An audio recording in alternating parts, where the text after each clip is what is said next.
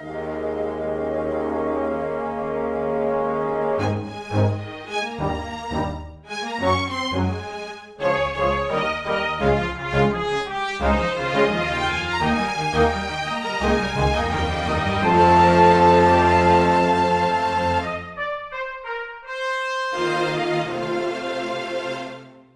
everyone, welcome to Weekly Manga Recap.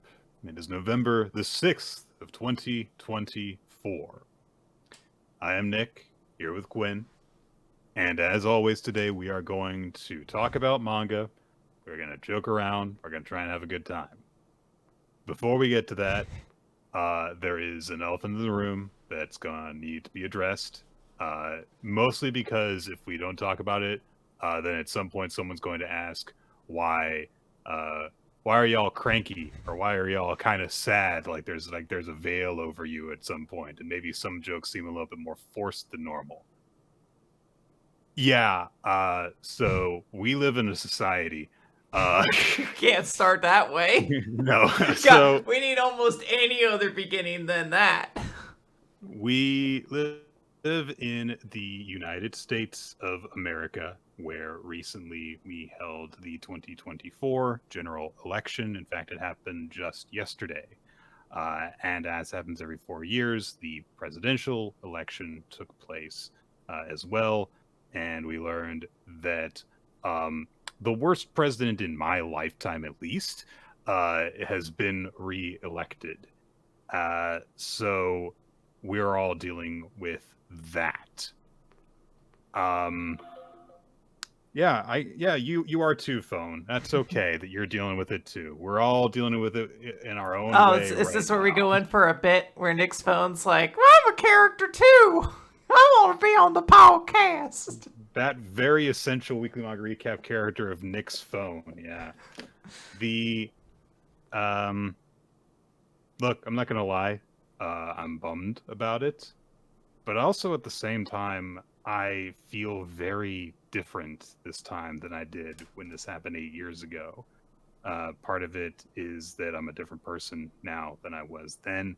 Part of it is that part of me has been bracing myself for this possibility when the first time around it honestly blindsided me. I did not think it could possibly happen, and this time I acknowledged the possibility, and I kind of have been coping with it over the last several months, kind of just dealing with it that way.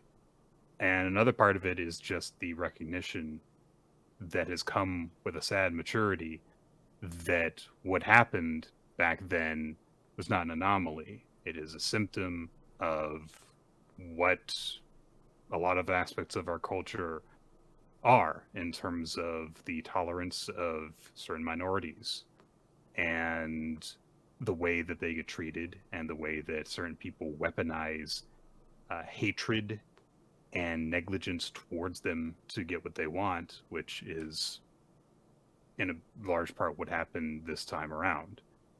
And well, it happened also 8 years ago too, and has been happening the entire time since, and has been happening since before that too, to differing degrees.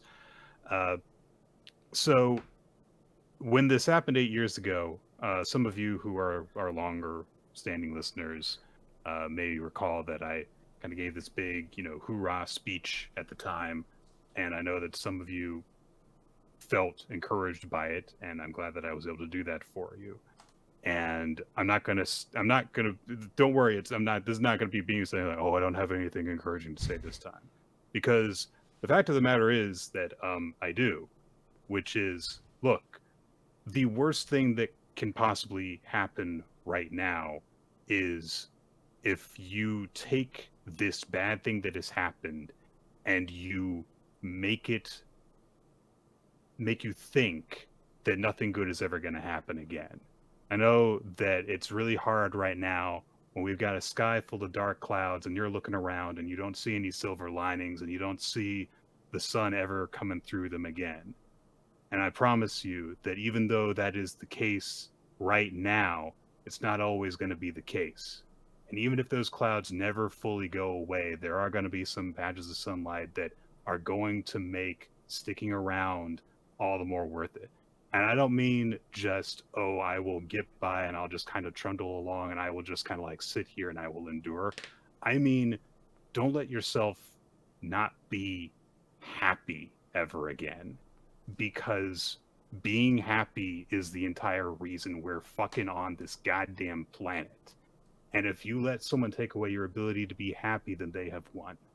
And that is the entire reason that they're doing this to you, is so that they can revel in you not being happy. And there's not a lot that I can do for you right now, except to tell you this. I will help you to be happy. I will do everything I can to make that happen. I am just a guy in Florida on the other side of a goddamn computer screen, but I will try to help make you happy. And Quinn has taken the wonderful step of helping to try and make the Discord server that we have a few community resources for trans people, and for honestly just to encourage each other to just kind of try and do better right now. And sometimes that's all you can do. But I'm going to keep on doing it, because what the fuck else am I going to do? So I'm here with you guys, and I will continue to be your grumpy, foul-mouthed uncle until the end of fucking time. You can always count on me for that. Okay? Yeah. All right.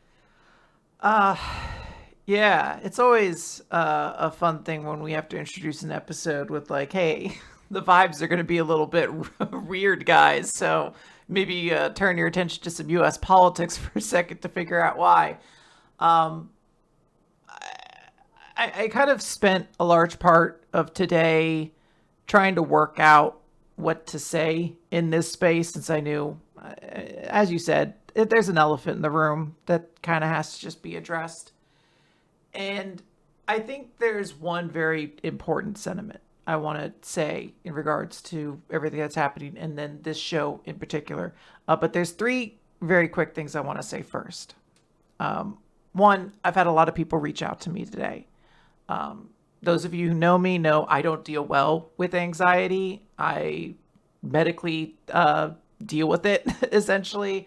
I went to bed without looking at election results last night. I woke up this morning knowing full well I wasn't going to know who the president was when I woke up, and I was going to have to look at my phone and figure out who it was. And I went to bed with the acknowledgement, it may not be who you want it to be. Whatever world you're waking up in is the world you will exist in. I didn't get to look up who won the presidency because I woke up to 2 text messages from my sister, which said, I'm so sorry. I'm here for you if you need anything. And like, that was enough to kind of, like, I still truthfully haven't actually looked up the election results because I was like, that kind of gave me the vibe. Tells you everything, yeah. But a lot of people have reached out to me, and I thank everybody for that. I've hopefully responded to a lot of people, but there's a lot of kindness, and I want everybody to know I am not going anywhere. I'm fine. In a world that does not want you to exist, merely existing is the most powerful form of protest you could do. So oh, yeah. I'm not going anywhere. 2, as Nick mentioned, we have spaces on our Discord server where people can speak about this. Right now, a lot of us are going through grief. I have unfortunately become very intimately familiar with grief over the past couple years, and it's not something anyone should do alone. So if you're somebody out there who needs somebody to talk to for any reason, please visit our Discord. We have channels. You could find them. You can talk through things out. You could find any of them on the link on any episode on YouTube. We'll have a link to it. So, make sure you're not dealing with this alone, because I truly believe the only way forward from all of this is with community, however that might look.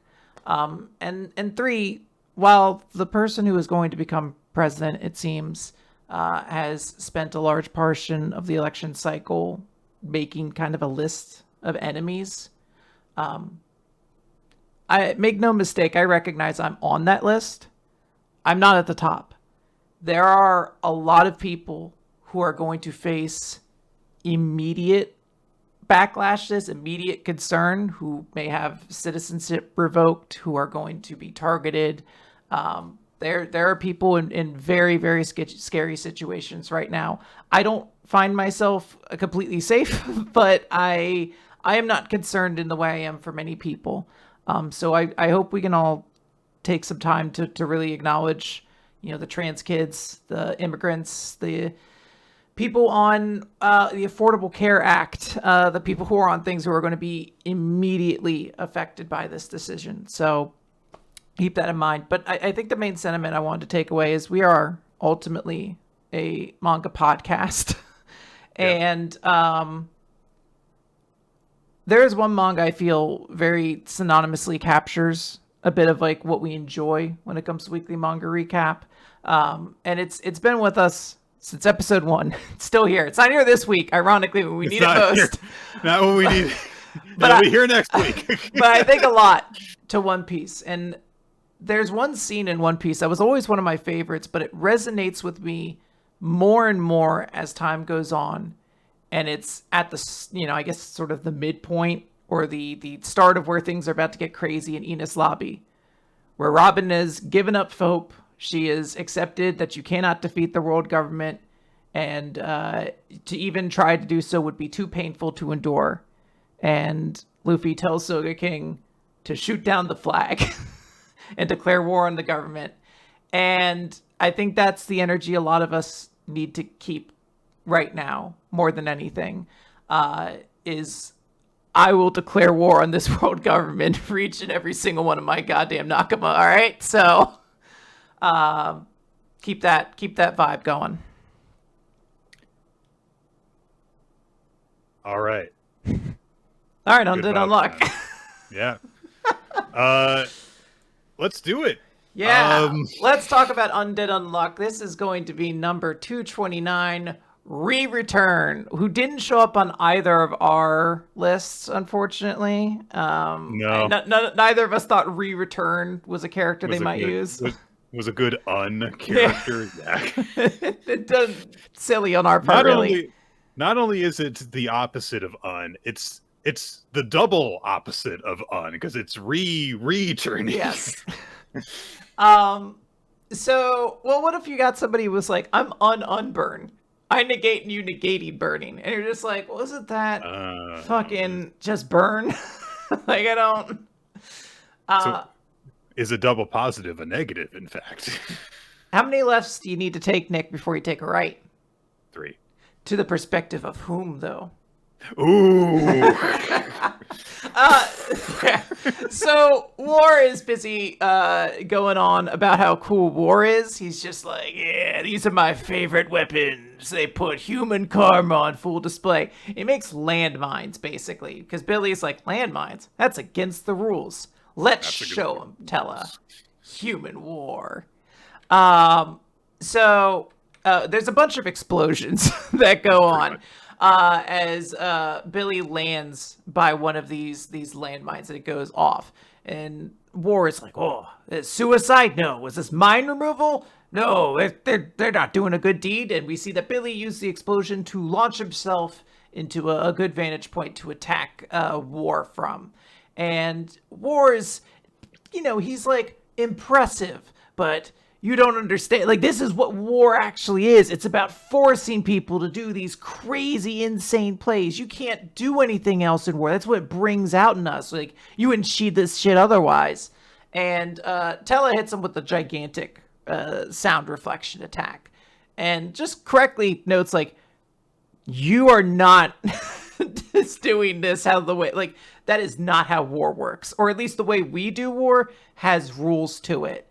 And... there's this moment of Billy kind of finishing the thought, saying, like, you said it, the only things you could stake on war are the lives of us soldiers. And war isn't genocide. I won't justify war, but it is one option that humans have at their disposal. So, yeah, sometimes wars need to be waged. There is that whole sentiment that we see sometimes in a lot of series where it's like, look, peace is the way to go. But honestly, literally, sometimes the only way that you can actually fight injustice is with violence. I'm not. We didn't talk our way through World War II. Yeah, exactly. We didn't peacefully negotiate that. So there is this kind of thing of like, yes, there is of course the dark side of war, but sometimes like, war is good. But if war is waged in a certain way, then it can be just always bad. Like so. So, they continuing that people risk their lives for the sake of others while challenging a fight on another within a set of rules, even if it means their own death. That is how people fight. And this is juxtaposed by seeing all the different fights going on, including one where Death cleaves Andy right in half after he specifically asks for Fuko to touch part of him, like on the cheek. So as Andy gets cut, he just says, "The rest is up to you, Julia." Cut over to Julia. Things ain't going so great. All these guys got off screen. Yeah, well, I mean, to be fair, a couple of them you're like, I mean, what the fuck were you gonna do, Engine? Like, he doesn't have fire powers, Engine. What are you doing? Yeah, I was like, this guy, you're like, you can't burn your soul. They might actually still do that, so maybe I shouldn't say that. They might try to figure out what else could Engine do here. But Soul's like, look, it doesn't matter what one single person's soul can manage. It doesn't amount to anything. I am the original soul. I am the fundamental ruler of your rules. Because Creed tries to attack him at this point. He gets blasted away. And is thankfully spared because Nico, incorporates some of his gadgets to disrupt the attack. And that gives just a moment for Top to be like, all right, I'm taking Julie and we're running. Because we have to get her to Andy. Like that clearly is what's going to happen right now. A soul wall is placed in front of him. Just a wall of soul. Can't get through all that soul, Nick. Yeah. And the soul's too thick. And there is a little comment there. He's like, "Your feet are fast, but that's all they are." And I'm like, I guess that was a cool line. I guess when you're winning this hard, you really don't need your lines to be cool. Just sunned him. Like just buried the fuck out of Tom. It's like, all you are is fast. Who gives a shit? Who gives a shit, dog? So Soul's like, that's it. You have no allies. You are done for. Time to end this. And Julia stands up, surrounded in soul energy, and she says, I am far from giving up. I will become Unjustice, and I will save everyone. Soul's like, I love how just all of her allies are beaten down, and she's like, all right, I'm getting my sword. I'm gonna fight this guy. Yeah, she pulls out her little sword. She gets one hand behind her back. I think that's the hand that's actually the arm rather that got fucked up and bit. But in my mind, I like that she's like taking like a proper fencing stance. Soul's like, oh, cool story, bro. Die. And shoots a giant laser at her, but she is withstanding it. It's fading away, and he starts seeing these strands of magic. He's like, wait, what's going on? And Julia's like, no, you're the one who doesn't understand souls. He's like, I don't get it. She's getting power from a different soul. What's going on? And Julia's like, no, souls are connected. And who should arrive but Shen and Mui on Kitone. Mui is unaged. Well, she still has like whitish hair. So presumably the effects of her aging, which caused her hair's pigmentation to fade, that's just that's done around for until she grows it back out. But Shen is just like, hey, let's go kick his ass. Let's whoop him. So he's like, damn, what are they all trying to do here? And this is a moment when he realizes Andy's head is falling down with them, and just shouts out, "Hey, Julia, come here!" Soul is like, "Oh shit, no!" He tries to stop, but finds himself shackled to the round table by a chain, and we see where the chain's coming from, and it's a Chica on sleep. She used her soul powers to keep him chained up, and in that moment, Julia strikes Andy's head and says, "You're needed, Victor." And Nick, the bad guys didn't win. Yeah. Isn't it great? Yeah. This is very exciting. It's a really cool sequence to get here. Just the sheer wackiness of, I need to go and help. So, hey, I'll let this guy cut my head off, or part of my head off. It's only half of his face in order to get there. And then the big jump in order to do it. It's a big, cool action shot. And it's nice to see all the different people involved just to do little contributions in order to hold Soul back just long enough to buy time for this connection to happen. And there's an implication that maybe Victor and Andy are going to be around at the same time, possibly, which would be kind of wild. Really looking forward to seeing where this goes. Yes, very much so. Cool stuff. Good stuff, Undead Unluck. Yeah. Blue Box. It's chapter 171. Are you over him? And we open with a shot of some people stirring around outside. Well, looks like Ayame and Takasago are still going out.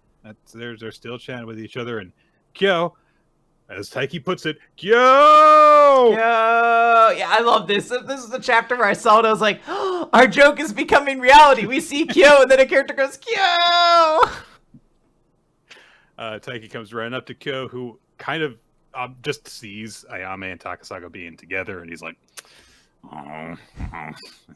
Grumble. That sucks. So Taiki immediately was like, hey, come on, Kyo, let's go eat. Let's go. Trying to be a best friend.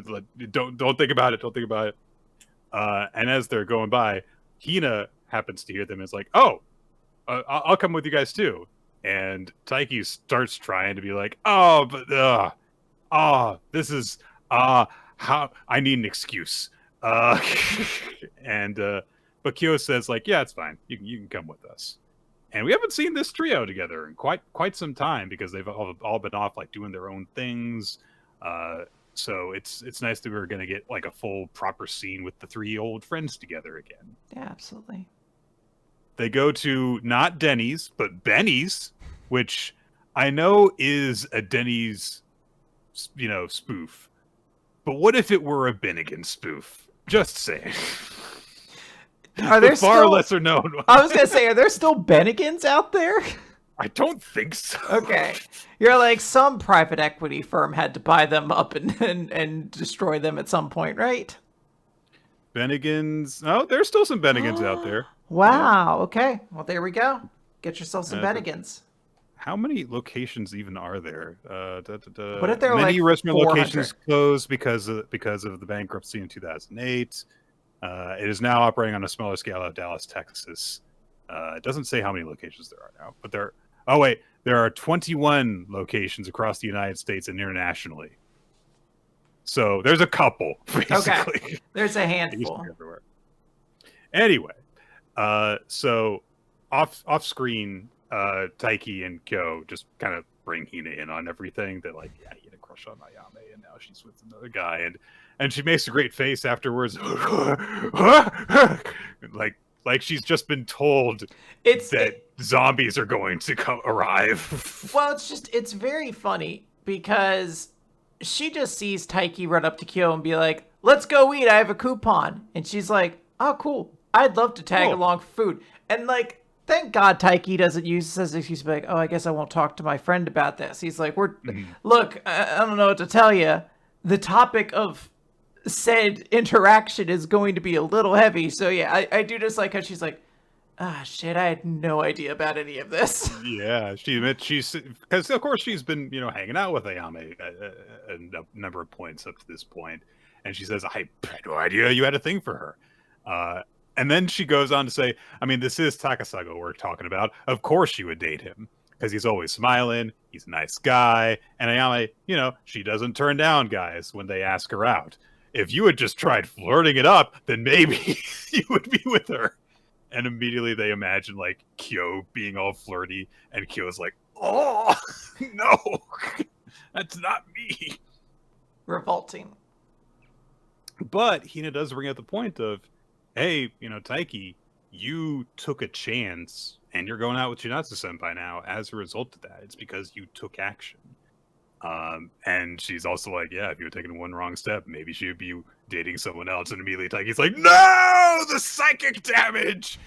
Like, you might need to calm down a little bit. It might be concerning if you become actively traumatized by scenarios that did not happen, that And are not going to did happen. not occur.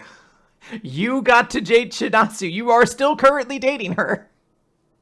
The inability to imagine Chinatsu in a bikini because you're too innocent and she's too pure in your mind, that's kind of adorable. The fact that even thinking about not dating her and her dating someone else causes you pain, calm down and talk to your partner.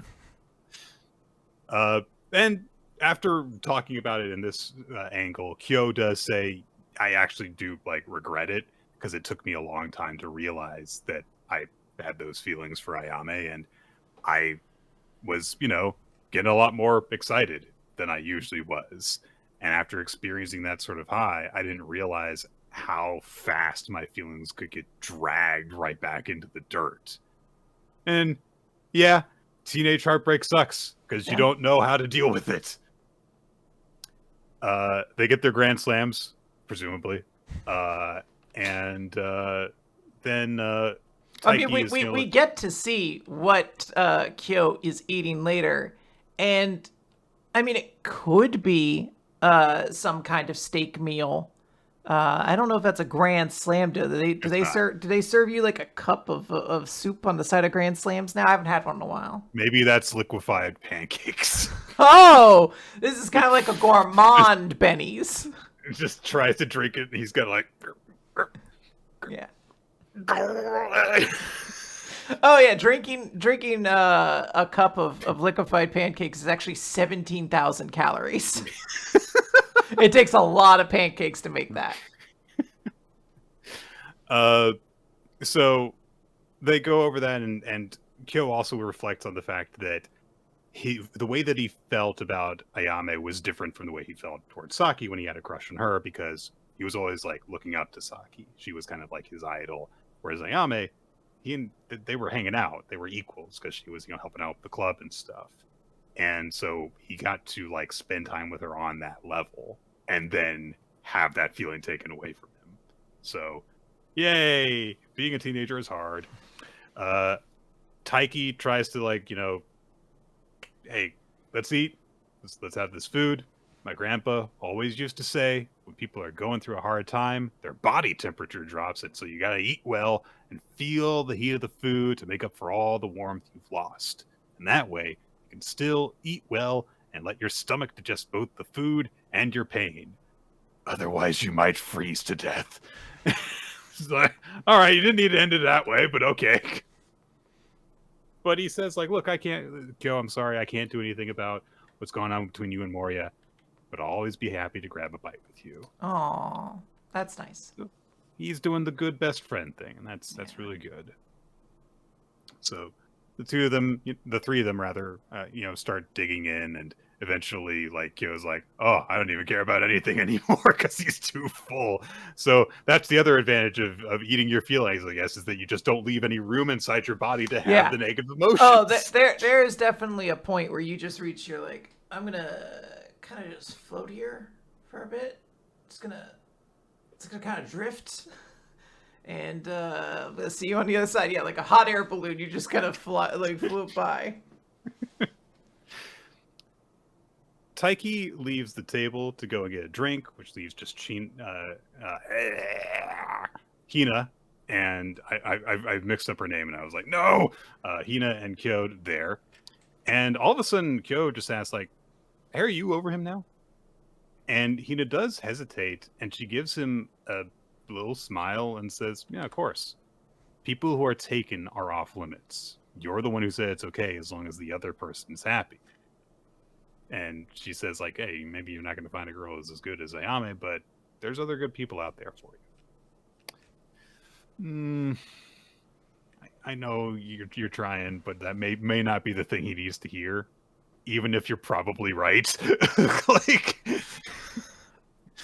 yeah, well, I mean, it's also one of these things where, I don't know. Part of me is like trying to struggle with the part of me that's like reading this as like a writer. You're like, Ayame's not sticking with this guy.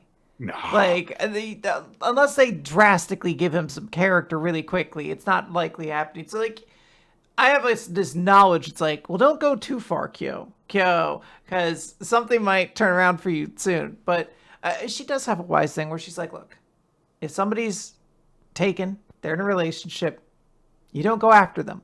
It's as simple as that. But maybe he does need to, because maybe he still deserves to take a shot. Who knows?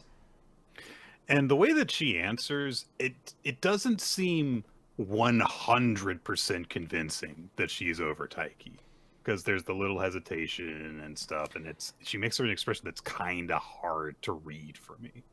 So maybe she's a little bit in denial too. There is like a pause that focuses on her mouth, so yeah, it does seem to take her a second to answer. And I mean, she even kind of notes it, like she's being a friend, but she's like, yeah, you might not find girls as good as Aomi, but I'm sure there's somebody else good out there. That might still be her thought process when it comes to Taiki. She might be like, I'll never find another guy as good as Taiki, but then also recognize that she's dealing with the fact that she has like a kind of strange freshman pining after her right now. Yeah, who was openly perving on her, but that she's also found some emotional connection to too. So she might be reading into that here too, where she's just like, maybe it doesn't work out, but maybe you do find somebody else. Yeah. Later on, Kyo gets to the club at school, and he comes across Ayame, who's kind of like talking to herself while she's like sorting through the club room and tidying up. And she's like, oh my God, you guys, there's a trash can here. Come on. And then she goes, spider. And she freaks out. And then she realizes like, oh, it's not a spider. It's actually just a little piece of thread. Whew. And then she just says aloud to herself, because like, look, sometimes you just say weird things when you're by yourself. Sometimes you just do. I say a lot of things to myself under the guise that my cat can also hear me, and thus I am talking to him.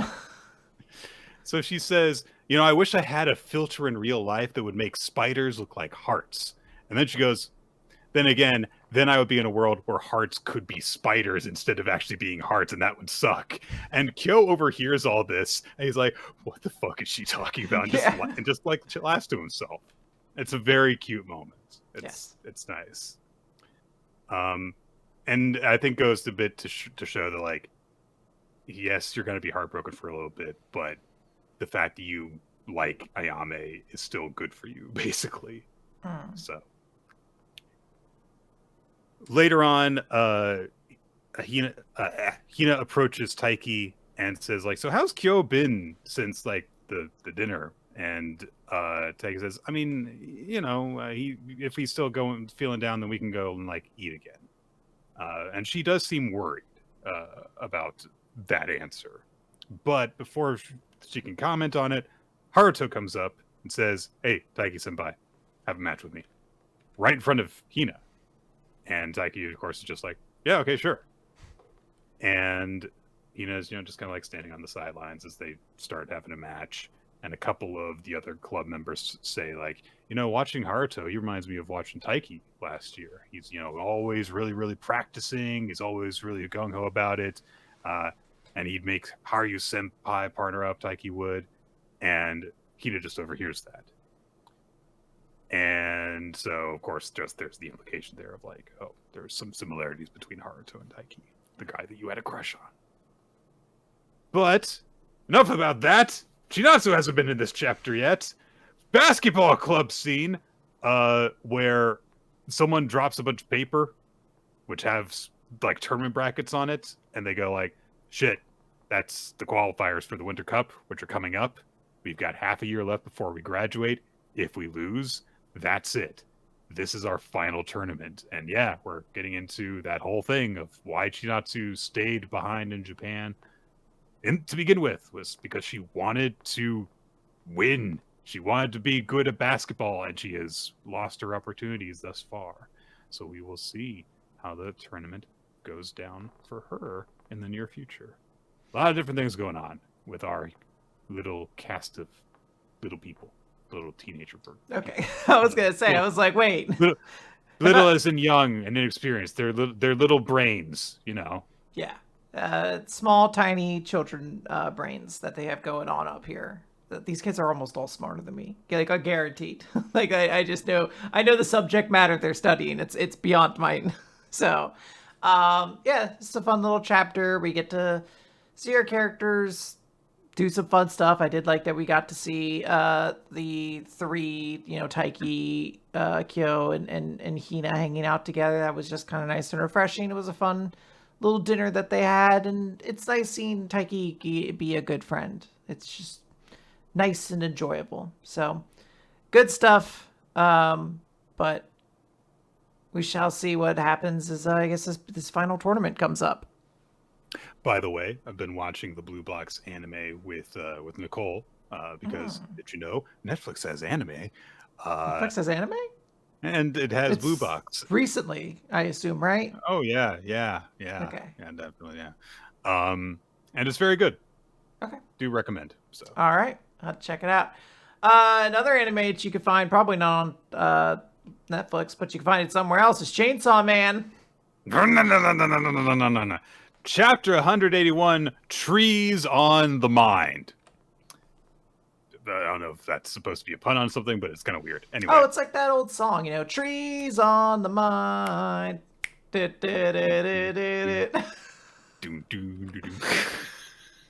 two different beats. Asa is wandering around the forest of the aging devil's territory, where she's been told that the only way to get out is to turn into a tree and then decay into the ground, which will take thousands of years. And so she thinks to herself, okay, don't panic. It's fine. It's fine. It'll be fine.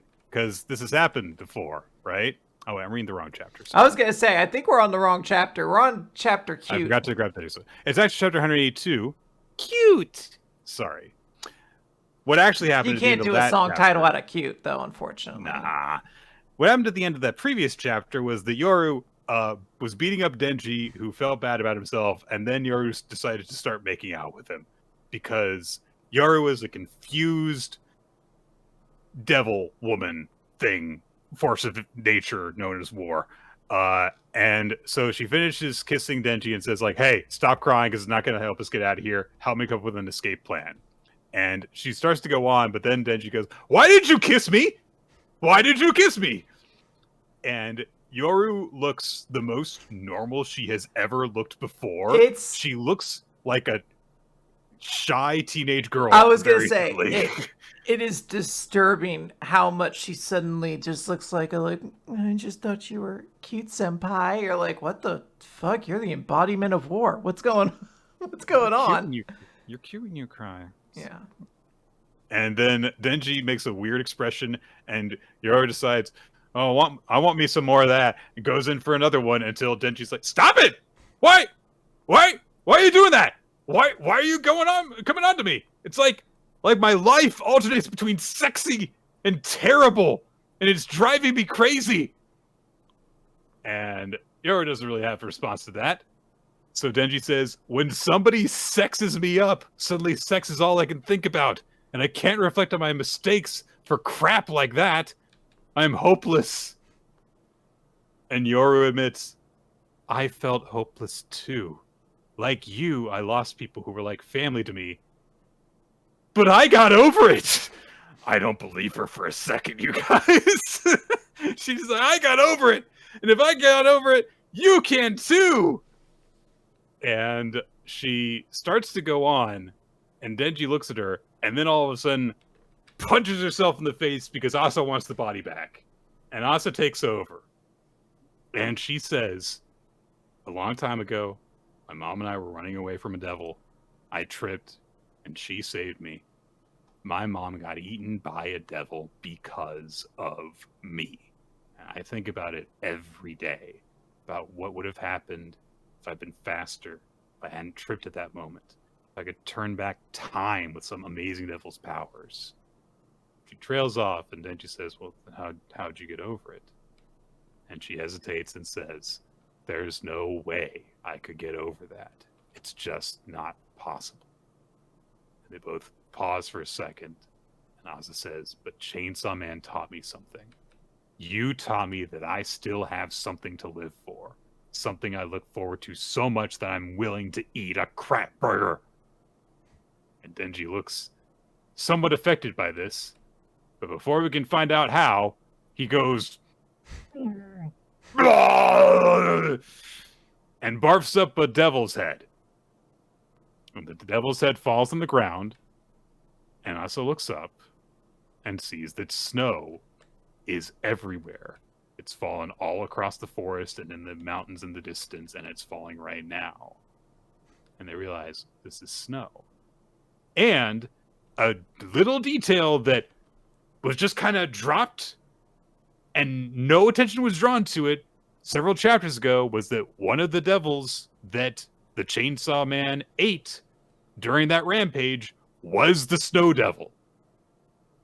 So snow and the entire concept of it was gone and now is back. Very interesting. And on top of that, we get a flashback. Or so some people are really trying to believe this is not a flashback. It definitely is. It has giant black borders, guys. It's definitely a flashback. A flashback of a boat where Power and Aki are. And you can even go back, and people have found it. This seems to be the trip that they took to visit Aki's family grave plot, because they were on a boat, they were wearing these outfits. So we're getting some kind of focus, maybe some sort of expansion on that memory for Denji. So this has been a wild sequence. I want to just point out, this is technically still the fight that they were in with each other and the aging devil. Yes. And all the other devil hunters. That's all been one continuous sequence of events without a break. This is going to feel very similar to when you were reading Drum Island, and you were like, man, this Chopper flashback's great. What were we doing before we left? And then you come back and Luffy finishes his punch. And you're like, oh, right. This is why. That was like an entire volume. Yeah. Look,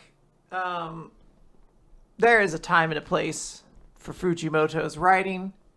I don't know if right now, in this exact moment in my life, I need Fujimoto's writing in my life.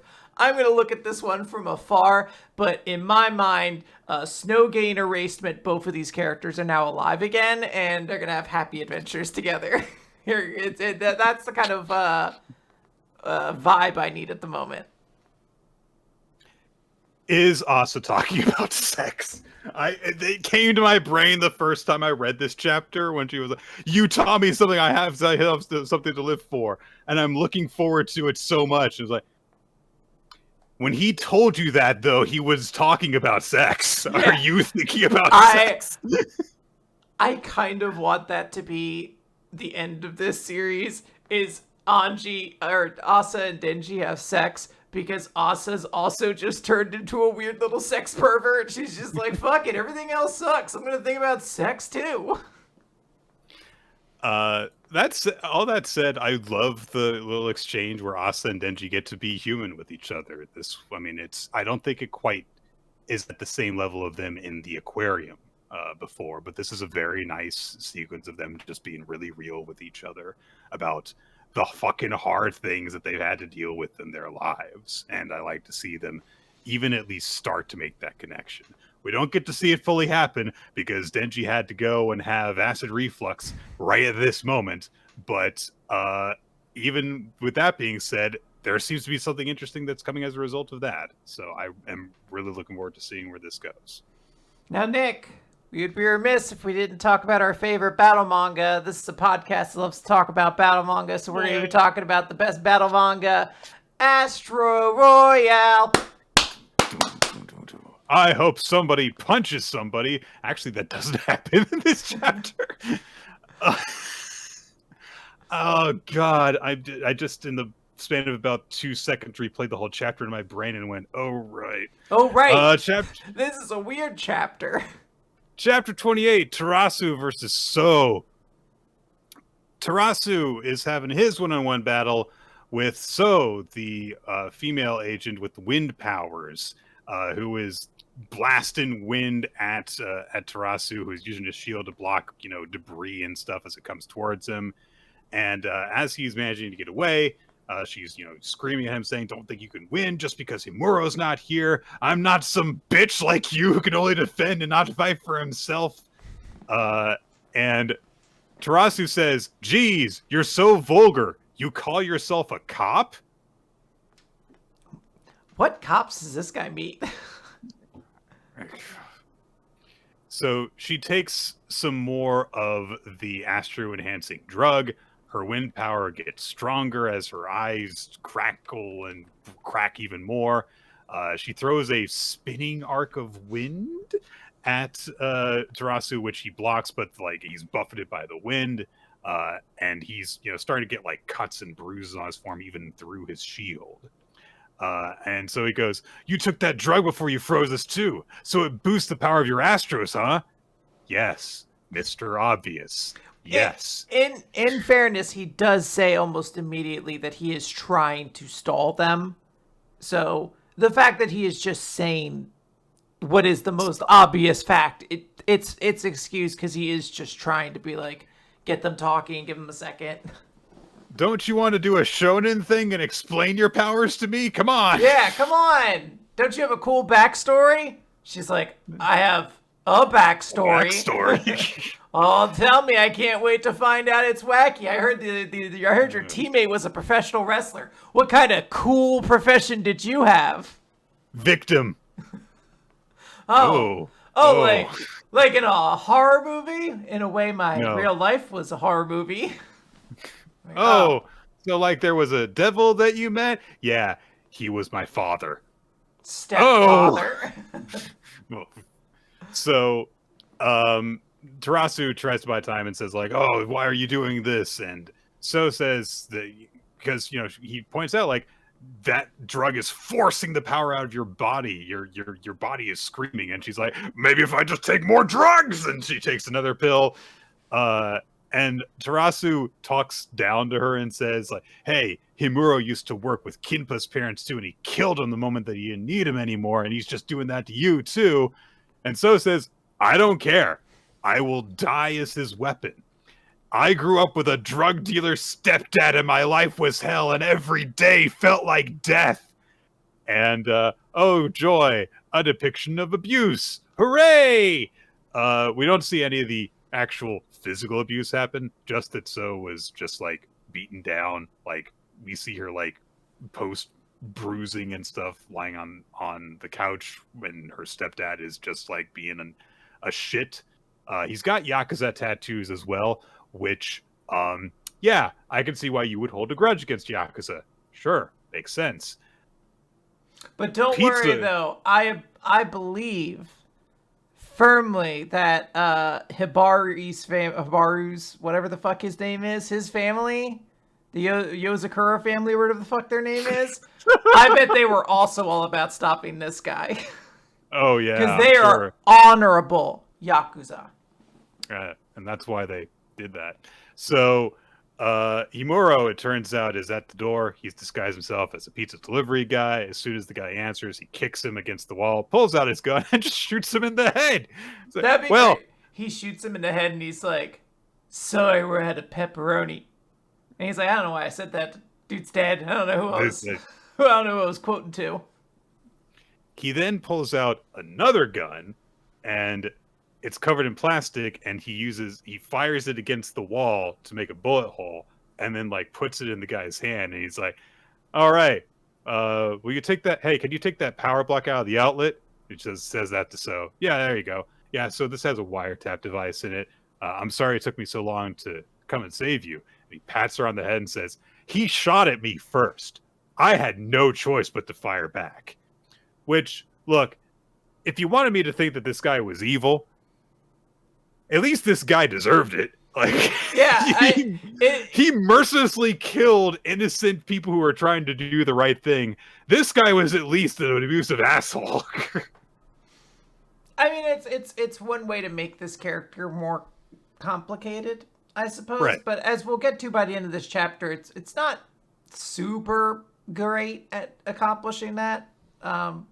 I guess we'll read on and see.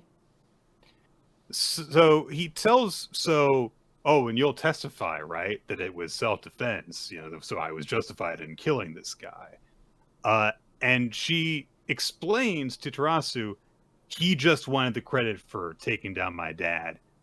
Helping me was secondary, but he still saved me from that hell. ...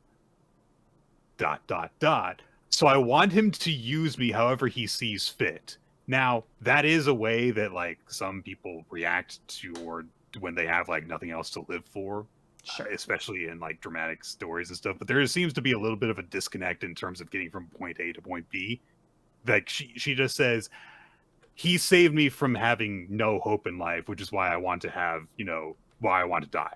It's a little bit weird. Like, there needs to be even just a paragraph more explaining her dedication to him, I feel like. Anyway, she's like triple dosed on this astro boosting drug, so she summons multiple spinning arcs of wind death, and has them converge on Terasu, and Terasu's like, shit, I thought that she was at her limit. I didn't buy enough time. And he starts to apologize, thinking, God damn it, Hibaro, I'm sorry. And then he looks up, and she's done. She burned herself out. The color has gone out of her hair. She's bleeding from all over her on her face, and like smoke is coming out of her body. And Terasu's like, I knew it. She was in a hurry because she knew that her body was done for. And so collapses, and Terasu catches her and says, don't be mean to yourself. She's not. She wasn't being mean to yourself. What are you talking about? Well, I get that Terasu wants to say something here, because, I mean, we are witnessing, like, a tragedy. You're like, oh, this is not a good person, but it seems like this is somebody who was a victim, who sees no value in their own self. They solely want to find a way to basically give their own life for someone else who's also just not a good person. Like, I could see where there would be sympathy for this character. It doesn't help that, like, Terasu and this character really don't talk a lot in this chapter. There's not really, like, a relationship between them in any way. I think they have, like, maybe one or two exchanges of dialogue that are significant, not just exposition. So she herself doesn't come off particularly, like, I'm not really invested in her story, because there's not really a lot of emotion to it right now. Yeah. Like, her boss is like a weird clown shoes bad guy. Like, I didn't think I was supposed to really be taking him seriously until this point. Yeah. Terasu has another observation Mako, which is, what would happen if you used that drug that boosts astro abilities for your own power instead of someone else's? It's like, yeah, I get the idea. But it's like, she is living for Himuro, so it's like she's not actually living up her life to the fullest because she's doing that. But it sort of feels very tacked on. And then he collapses anyway because he's been so heavily injured during the battle, so he's not able to go and help Hibaro. Speaking of whom, he is fighting Himuro, who Hibaro tries to, it seems, use guerrilla tactics to attack Himuro. Comes at him and attacks by smashing through some ice and stuff. Manages to grab his gun arm and point it up, so he's like, ha! You can't use your gun now! But Himuro's just like, yeah, okay, and pops a pill with his other hand, and that's where the chapter ends. It's like, oh no, now he's going to get a boost from this Astro drug, and he's using it for his own power. Yeah.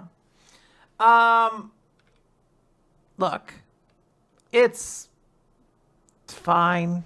It's perfectly tolerable. I was almost kind of into, like, maybe not the entirety of the chapter, but I was into at least the concept of it until it kind of just ended in an uninteresting way. Like, there's a way you can do the hero looks like they're on their last ropes. They're getting their shit pushed in. They're going to lose. Oh, wait, the bad guy burned out. And it needs more time than, like, the 3 panels of Terasu being like, oh no, I think I failed. Like, I don't know. I feel like I needed to be in his struggle of trying to hold against all this wind, especially if they don't give him like a new shield. I kept thinking, I was like, they're gonna No, have to like make his shield get bigger or something like that. Like, nah, the dude gets attacked from like 4 angles with no shield, and he's just like, yeah, kind of worked, I guess. he does nothing essentially in this chapter. He just goes shield, and that is literally all he does. And so burnt herself out by attacking his shield, Yeah, I'm and like, it's what? very boring. It's just not good fight choreography. Yeah, very much so. I think that's maybe the biggest missing element of this chapter. But hey, the bad guys didn't win. That's the important thing. That's right. Very brief note. Yes, this is a separate recording session. That may be why you see different amounts of sunlight coming through our windows. Also, Uh, we've changed clothing in case you were worried we had yeah, that ability to not just, like. there wasn't just a magic act that we put on or anything like that. But imagine if it had like if we just went ta-da and then left people to figure out what happened on their So own. why did the manga podcast do that? So strange. We had recording issues at the end of our, or roughly halfway through our regular recording time on Wednesday, so we're just making up the rest of it now. Yes. And we're gonna just keep on trucking along with Hima-Ten. It's chapter number 17, Kana's Unpacking. Mhm. And we open this chapter with Himari looking at another Kana pinup. This one, I actually, after now that we've had to I've had to open up this chapter like 3 separate times. I keep on noticing that her feet aren't quite right, and and so it's just like it's not a bad error or anything, but it's just like once that's in my brain, I'm like, oh, you're not very confident in drawing feet. I get that. Apparently, everyone hates drawing them. So I mean, I don't know if I would love to draw feet. It does seem like a pain to draw, but at the same time, if you're gonna be in this space already, wouldn't you also be like, let me get those little those feet freaks involved, like those little foot soldiers or Foot Clan, whatever they were in Ninja Turtles. I want to get them. the Foot Clan is what they're called. Yes, Were they okay? I've never heard. Before I've never heard anyone comes in, that. it's a reference to Daredevil who had the hand. Mm-hmm. I'm just saying, Foot Clan, foot soldiers. It's a better joke. Is it a matter with people not being comfortable drawing feet that they're like hands, but because hands are such a prominent feature, like you can't get away from drawing them, there must be like all sorts of references and lessons that are associated with drawing hands? I am not an artist. I don't know any of this. I should ask my wife. That's what I should do. Like that. I was gonna say there is a quick and easy solution to this. You do currently spend time with somebody who draws sometimes, so. By the way, she offers commissions, and I think I've linked her information in our Discord server at various points in the past. Oh yeah. Anyway, that is all to say. Heart's awesome, Himari is look. I will let her know that you think that. I'm sure she'll be flattered. That is all to say that Himari is currently looking at, a pinup picture of Kana, and her words are, her pinup really is amazing when I look at it again. And then she goes on to talk about how, Iemori is really serious about work, and he's naive. Basically, without directly saying it, she is thinking to herself, Kana's like very comfortable with herself sexually and very forward romantically, and I don't know if Iemori is equipped to deal with that. Should he might not be ready for what's happening if she makes a move.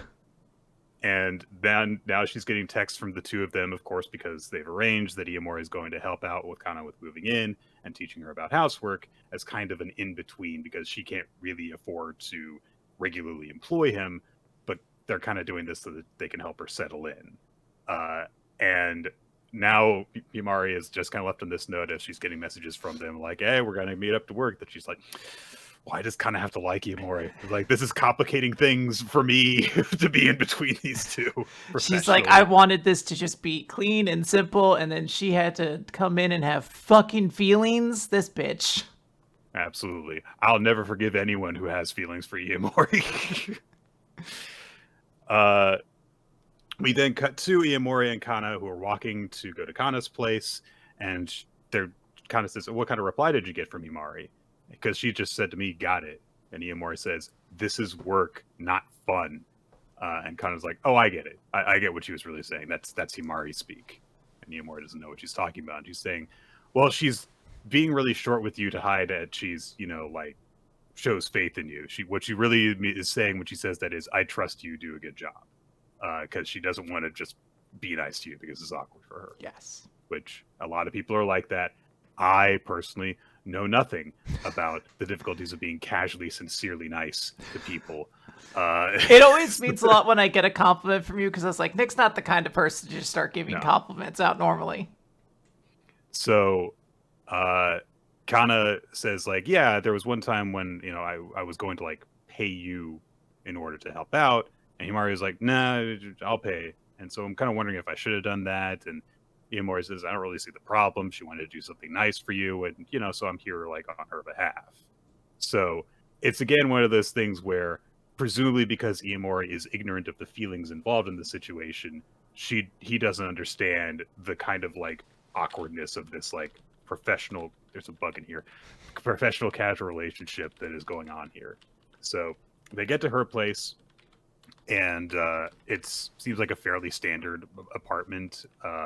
And so Iemori's now realizing, oh, I'm here with her alone because she lives alone. So I do actually feel kind of nervous. And also, she's so cute that her career might instantly take off, which is a very interesting way of him recognizing the physical attractiveness of the other person involved, which is, oh, this person could be really big someday, and that makes me nervous, which is kind of sweet of him. It's a very platonic way of appreciating someone's beauty. Like, oh my gosh, she's so gorgeous. She's going to be a supermodel one day. This is going to be incredible. As opposed to, this hot girl asked me over. Oh, man. So, which is, again, kind of caters to Himari's point of, like, I don't know if this boy's equipped to handle this. So, he thinks to himself, like, okay, I just got to approach this the way that I did with Yoshino and just, think of it as any other task and get to it. They go inside. There's a whole bunch of boxes of stuff everywhere. And Iemori and Kana are kind of like, oh, this is actually a really nice place that you've got here for your first apartment. So this is good. And she also, like, has a really nice landlord, she says, and everything. And she says, I know it's not as huge and impressive as Himari's place, but it's great for a rookie. And honestly, yeah, like, she is, like, what, 14? And this is her first apartment? This is, like, really, really good. It's incredible, yeah. So I lived in quite a few dumps before I got anything even remotely as nice as that. Absolutely. My first apartment, the one that I started doing videos in originally, was a place that I moved in that was off campus for college, and I shared it with 3 other roommates. So there was one living space for all of us, and then my own personal bedroom was smaller than the room that I'm currently in now.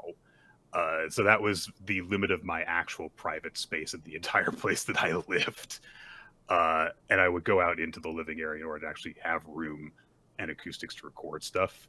And I always felt kind of awkward of, like, oh, what if when someone comes out and sees me screaming about manga out here? Sees me going nuts about fucking Prince of Tennis or something like that. Yeah, which I did multiple times. I was going to say, your roommates must have been familiar with who Etchison was, if for no other reason than you screamed his name a lot in anger. Fortunately, by the time I started doing videos, I had really cool roommates, and some of them actually did help me record a few segments and stuff. Oh, that's awesome. So, yeah, shout out to, was it Aldrich, Ronald, Gerardo, and then it was John. I think it was John or Josh. Oh, I've forgotten his name. And then Jill and Matt. So, thanks, guys. I hope you're doing okay right now. I have not kept up with any of them in like 12 years. Anyway, so Kana is, really enthusiastic about, like, hey, I'm just going to keep on working hard and stuff. Iemori thinks that that's really admirable and says, okay, got to get to work. And then he makes a big mistake, which is he puts on his apron, which immediately makes Kana go, oh, because that's the type of guy that she's into, as we have established before. And but Iemori is very professional. He's like, what kind of things don't you want me to touch? Give me some guidelines for what I should do. Which also shows that he is kind of, like, He's learned a bit from his experience from Himari. Like, I'm going to, like, make sure that we don't run into any awkward situations that I wasn't prepared to address. So that's nice. Meanwhile, Kana's just, she's, like, bundled her hands in her sleeves and is like, oh my god, he's so hot. And she tries to distract herself, and she's like, okay, yeah, so I'll open the boxes, you put them away. Then she comes across one that is very, very obviously labeled secret, but with a big heart around the secret, which also goes to show, like, you shouldn't label do it. that. Shouldn't label something that you want to keep secret. Just be like, oh, fucking fly swatters. Don't look in here. It's gonna be real boring. Dead bugs. That's all that's in here. Don't label something secret if someone else is going to handle the box, and also if someone is going to handle the box labeled secret, don't put a heart around the word secret, because they're going to know attention. What kind of secret it is. So Kana sees that, and she's gonna be like, "Oh shit!" And Iemori comes to her and says, "Oh, what do you want me to do with this?" And she's like, no, you can't look in this one. Don't." And so Iemori is like, "Oh, okay, I'm glad that she realized that it was like, probably he thinks it's her unmentionables. Like, that would be my guess based on context of the series. But kind of like, okay, I was worried that I forgot all about this. So, okay, yeah, you get the dishes that are under this one, I'll move it out of the way." She lifts the box up, and then it just totally slips out of her grip and falls to the ground upside down, and its contents spill everywhere. And it's not as bad as it could be. But... I was terrified for this page turn. Like, I really was, because I had no idea where this was going to go. And then when I turned the page, I was like, oh, this is actually very adorable and cute. Like, this is actually a little bit funny too. So this was one of those, like, very grateful page turns in this sort of series. It's definitely something that fully makes sense for why she's embarrassed, because it's her preference. I'm not going to say even anything more, like, she has a type. Yeah, she's got a type, and it's chock full of shoujo manga volumes that prominently feature butlers, master servant, butler, and lady relationships. And that's her thing. There is nothing scandalous on any of the covers. It's a bunch of well-dressed men catering to well-dressed women. And that's it. She's a young girl. She has a type. In her mind, she's like, this is embarrassing. And I don't know. It's adorable that that's in the box labeled secret. Like, no one must know my shame. Didn't just put, like, books or something. Like, no one must look at my secret shame that I collect butler manga. If she had simply put on the box manga and this had happened, it would be less embarrassing for her. You really drew attention to it at this point. Like, I hope nobody looks inside my secret heart box. So, Iemori's like, huh, okay. And then Kana's like, why'd you look? You shouldn't have looked. I told you it was secret. You shouldn't have looked. And then she starts to get really down on herself. And Iemori says, I'm sorry. It was an accident. But, I mean, it's just who gives a shit? It's just shoujo manga, right? And she's like, no, it is a huge deal.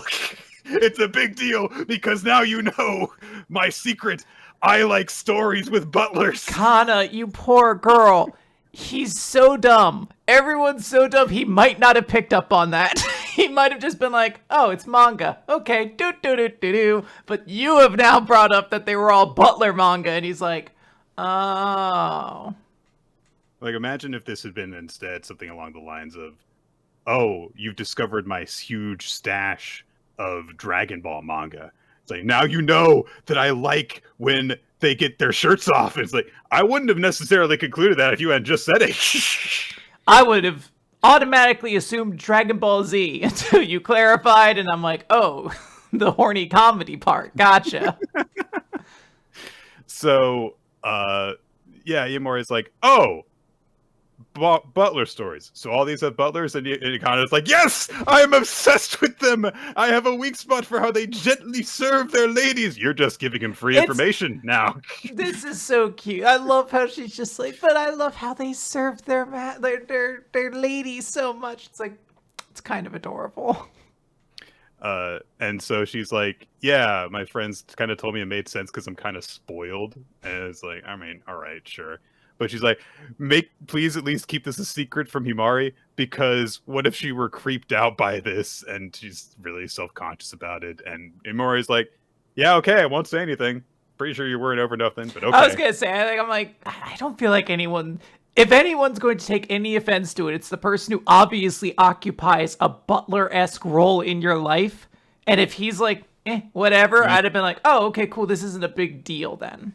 Right. But obviously, when you're a teenager, you're not going to.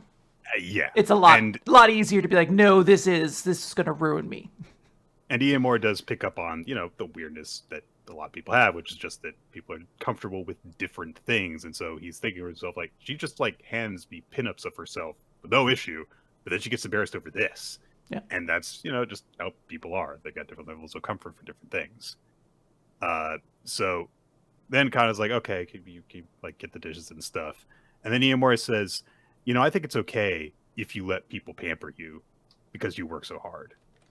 And that's a nice sentiment to help to assuage the whole, like, oh, I feel self-conscious over this and stuff. It's like, hey, if you work hard and stuff, you deserve to not feel bad about not doing stuff in other aspects of your life. That's fine. Anyway, they work a bit more. Kana eventually looks in her living space, and it's like all set up. There's a futon on the floor and stuff. It's like an actual proper livable space now. And she thanks Iemori for it, and he's like, "Oh yeah, it's looking good." Then he says, "Are you sure you don't want me to make some food for you?" And she says, I don't want you to do that until I'm actually featured on a cover. That's a goal. That's an award she wants to give herself for doing well. And then she's like, I'm fine. I have natto, when her stomach growls.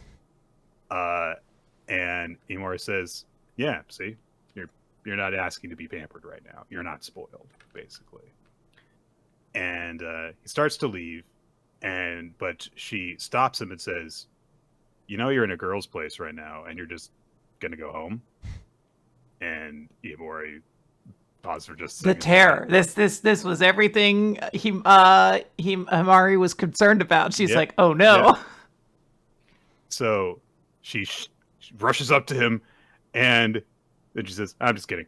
Yeah. So, and then she gives him a bag, and it's got some of her manga in it from earlier. She's sharing some of her Butler manga with him.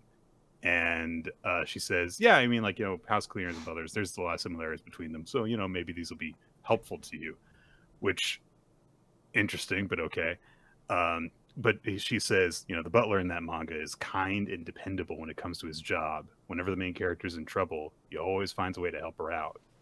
Just like you, Iemori.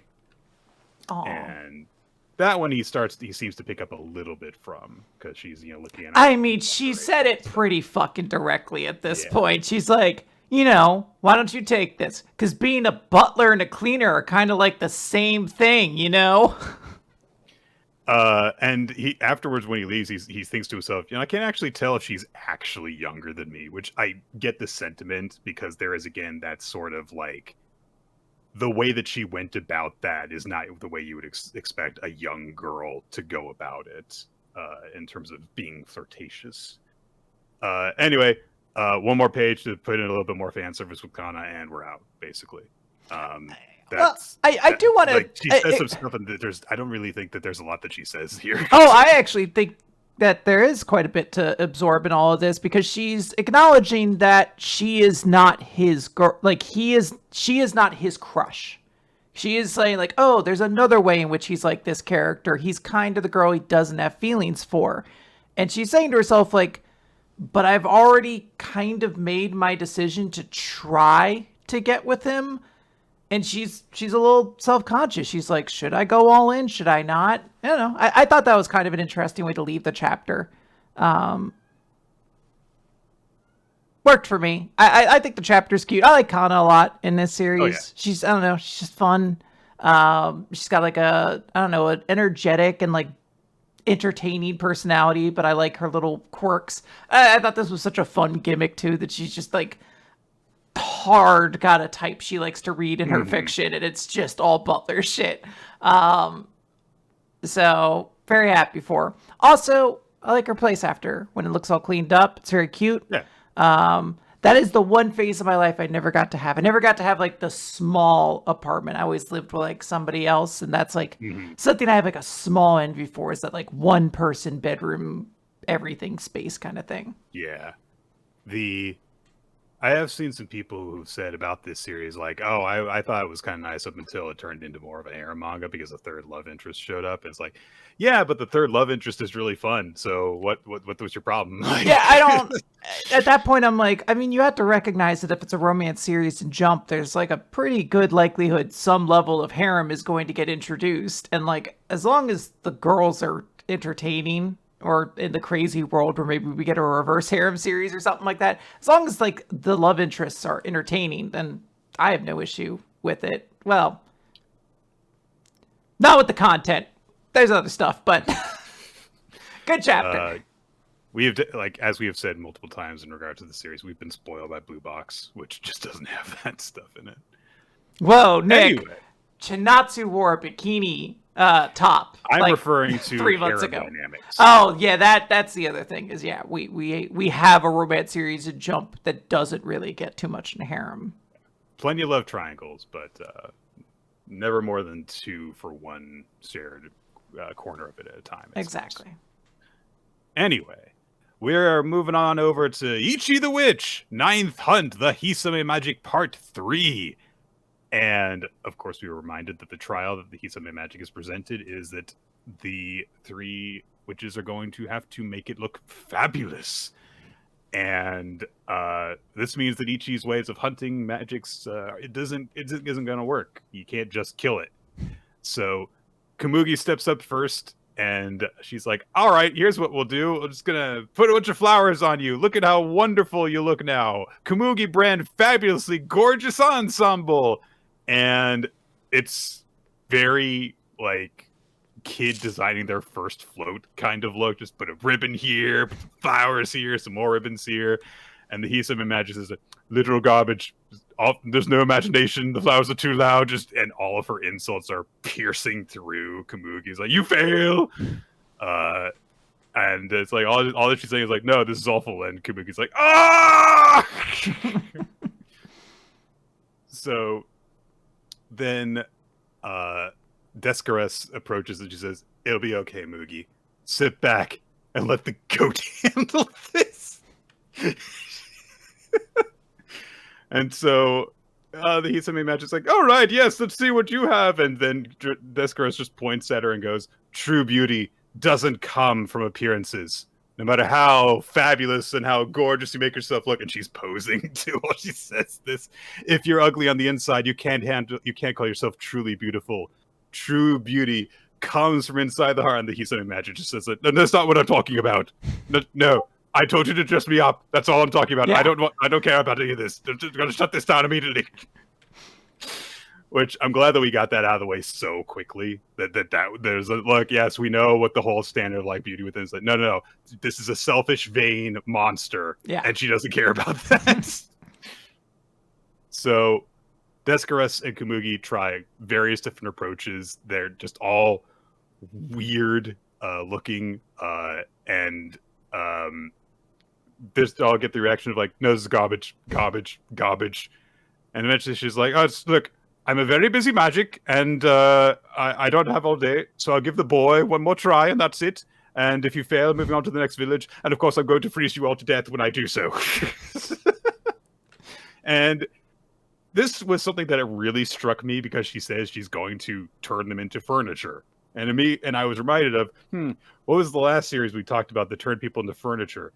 And how much more classless it was about the idea of doing it. How much more this is what we're just like, oh, she's just like a weird little thing as opposed to like, oh, we have a gross little pervert on our hands.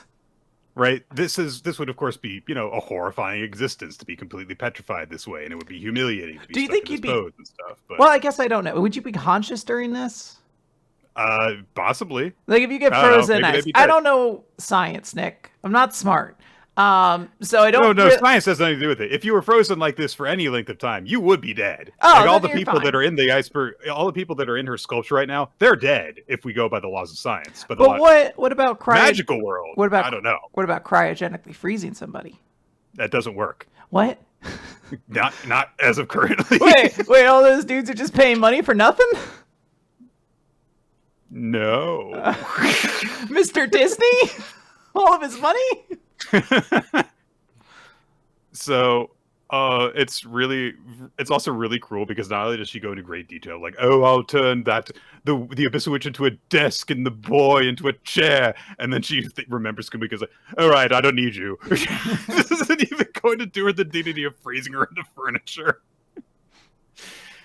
So Deskros calls for a timeout and kind of goes to try and figure something out with the other two. Kamugi is saying, like, I don't understand how we're supposed to make her fabulous. That's too subjective an idea. And Deskros agrees with that. So Kamugi's worried that they're going to turn into blocks of ice. And then she realizes that Ichi is thinking about something. He's kind of like putting everything in together. It's like, all right, inner beauty, gorgeousness, and dressing up. I want to try something. And he's got a kind of evil look on his face. It's certainly very mischievous. And before he even says anything, Deskros just goes, no, we're not doing whatever your plan is. She's like, I die if you fuck this up, you know? So he like carves some ideas into the ice beneath him and says, can you do something like this? And then we cut away as he's going over his plan with them. And we just zoom in on the Hisame Magic, who is like, oh, this is such a disappointment. The strongest witch, the witch boy too. Oh, maybe I should just go on to the next village. And then she is approached by Ichi, who is wearing very little clothing. He's got a loincloth on. It's fine. Stop freaking out, Kamugi. Again, another one of those moments you're very impressed in a different series. Because the other two, the Deskros and Kamugi are also, like, have shed a layer of clothing because they're aware of what's about to happen. And again, it's not like gratuitous fan service. It's shockingly refreshing for once. I mean, I don't know about that. I feel like some people would see shirtless Ichi be like, ooh, but... sure, but... yeah. The fact that Kamugi and Deskros are dressed very, very practically, despite the fact that the idea is that they're supposed to have fewer layers on. Anyway, so he is stripped down, and the Hisame Magic's like, oh, I see! Sex appeal, is it? He's like, no, it actually has nothing to do with that. Well, I love how she's screaming, like, bring it on. She's like, yes, bring it on. Yes, challenge me. And she even says, are you going to bring out a pole and start dancing? I want there to be one just little freak magic who's just like, my task is for you to crush my head between your thighs. Just really squeeze, pop me off like a watermelon. The big thing that really got me, though, is that Ichi just nonchalantly steps forward, puts his knife in the water again. Inazuri just shocks her again like she did last chapter. And he's like, what? That's horribly uninspiring. And then while she is stunned, Ichi just jumps in her mouth and just goes straight down into her stomach. And the Hisame is like, oh, my god, what is he doing? What's going on? And Ichi uses the Inazuri again from inside of the Hisame, and she starts to feel jolts and cuts. And yeah, Ichi just inside her is like, okay, then you do a shallow cut along the spine, and then deeper and deeper. And at this point in the chapter, I was thinking, man, I guess we might get the first just okay chapter of Ichi the Witch. I was like, this one's fine, but not too memorable or anything like that. I guess I'm gonna have to see what this conclusion is, but I don't really get what we're going for here or anything like that. And then turned the page to one of the greatest moments of this year in manga. Just fillets the Hisame Magic from inside out and get a big old 2-page spread of the moment happening, blood flying everywhere as this ice shark is cut into thirds. And then on top of all of that, Ichi says, okay, I'm not finished yet. So, yeah, it seems as though the idea is to make something beautiful by cooking the magic, which is kind of wild. Yeah, I'm not sure exactly what the end goal of this is, but no matter where it's going, this is just like, I mean, my guy jumped into a shark's mouth and filleted from the inside, and we're on chapter 9. Like, yeah. We're not even like deep into this series, and it's coming out with some pretty banger ideas every moment. So yeah, this is a great chapter from Ichi the Witch. I also just love that we again continue to see like a really strong dynamic developing between the team of three here. Komugi has this like earnest but insecure approach to doing things like, what if I do this? And then Deskars is like, don't you worry, guys. I got it all figured out. And then she has like the worst attempt out of any of them. And then when they're both reacting to Ichi, Deskars shoots down the idea without even hearing it out, but then she's just totally fine with it afterwards. Komugi is hearing him out. And then when it comes time to it, she's really distracted and embarrassed. So it's just a lot of really great dynamics that make you feel like, oh, I can see like the kinds of adventures and how they're going to react to different situations going forward, and they play off of each other really well while they're fighting an ice shark that is obsessed with beauty, which is just insane. Yeah, so great stuff. Very, very good stuff. Nick, Ultimate Exorcist Kiyoshi. It's chapter 19, Sakaki versus Yuda. Yuda is the rogue exorcist that Sakaki has tracked down to inside a restaurant. He's got his summoned demon guy holding him down, and Yuda says, oh, you think that you can just like protect everyone in the city like this? Well, then I wish you the best of luck. And he waves his finger, and again, one of the kind of cross spear things comes up out of a portal, stabs Sakaki's demon spirit through the elbow and gets his arm off of him. And so Yuda's like, ha, I'm free. And then Sakaki just kicks him right in the face. There is like a very fun, fluid motion to all this, like stab, ouch, haha, kick, punt out the window or out the door. And then Sakaki turns to the store owner, the one that Yuda was trying to take hostage, drops some coins on his tray and says, sorry about this, keep the change. And then he goes out to fight Yuda. And there's just a quick little note of like, oh, this is the exact amount. Again, a great joke. This guy's so cheap, but he is trying to still act like he's a cool dude. So he's like, keep the change. But I don't have enough to tip, actually. So Yuda is knocked outside the restaurant. Sakaki causes his spirits to take the form of a dice cup that he rolls 3 dice into. And his result is, all right, I rolled a 5, which it's actually 2, 2, and 5, but I don't know if he's just taking the highest result or what. This must be based off a gambling game that I'm not entirely... Sequences or something, yeah. Yeah, I think there's something, yeah, whatever the thing comes up determines what the number is, but it's not just high roll. Right, so there's like there's not a 3 of a kind, there's not a sequence, so it's just a 5 high, probably. So he turns his spirit into the 5-point guardian umbrella. Yes, he turns his spirit guy into an umbrella to fight. And immediately more spears get thrown at him. He casts out the umbrella to block them like a shield.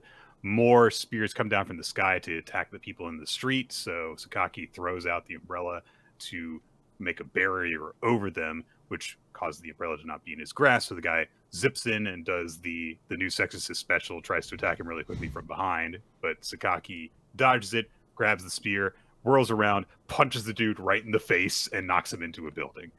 I very much appreciate that this guy has all these cool tricks and stuff, and yet his most effective means of dealing with people seems to just be hitting them really hard in the face. It really, that's the 2 big blows he's connected so far. It's just been like, yeah, hold on a second. Let me just fucking cream you one real quick. When the dust settles, Sakaki has got his umbrella back. He blasts the dust away with it, and it turns out Yuda has a little girl taken as hostage, and he says, looks like the tables have turned. The next panel, Sakaki gathers energy in his umbrella and blasts Yuda with it and knocks him away from the hostage. Just immediately gets out of that bind. And then he says, hey, sorry about that, little miss. Stop by and get something yummy. He gives her some coupons to his restaurant. And then the girl's like, I don't really want this. Damn, I love how funny this series is. Now they're up on a rooftop. Sakaki confronts Yuda and says, like, you've taken it too far, taking little kids as hostages. Knocks them back again, demands that he give up. And he says, I know that you're the one who's been summoning demons to Naraku City. What are you plotting? Give up and surrender. And Yuda says, Because he says, give up this idiocy and surrender. And Yuta counters back with, the real idiocy is what the Exorcists are doing. None of this human refuse is worth protecting. You're all fools risking your lives to protect them. You need to wake up and join forces with us. And Saki says, nah, you're my junior. I'm responsible for you. And you've gone off the rails. And it's not too late. Come back. I will even help you come back. Because Sakaki is a cool guy. Yes. And a nice dude. But Yuta just says, you're really kind, but it's too late. And while he's grasping his arm, which is injured, it suddenly starts glowing with black energy, flames licking off of it. There's sigils and a skull symbol on it. And Sakaki immediately realizes, oh no, he's got an underworld gate technique. You've sold your soul to a devil? And Yuta summons more spears again, but this time they're wicked looking, they're white hot, and they pierce right through his umbrella shield when he tries to block them. Even when Sakaki tries to counter with a blast again this time, Yuta just knocks it away. It's no good. So Sakaki and his demon realize this is kind of a problem. This is bad. He's only out measuring us. So Yuta starts forming a Sero, and in his hand he's like, this is demonic power. It's so wonderful. It's enough even to overpower you. And Sakaki rolls the dice in the cup again. And Yuta thinks he's got him. He declares farewell, blasts him with energy, and then he hears a voice say, what a waste, selling your soul. I've got to say, you really have a devil's luck. You rolled a 4, 5, 6. And Sakaki says, yeah, I usually lose when I gamble. The odds are supposed to even out over time. 4, 5, 6 instant win, Death Slayer plates.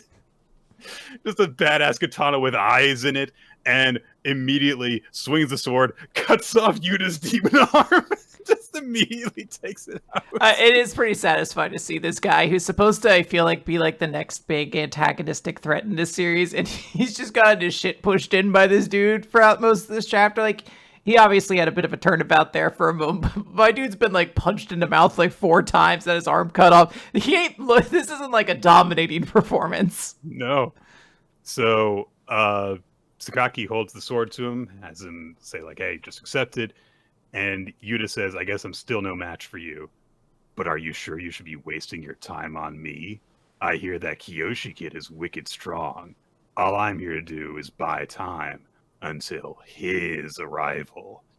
And the clock strikes 4:44. It's a very weird time.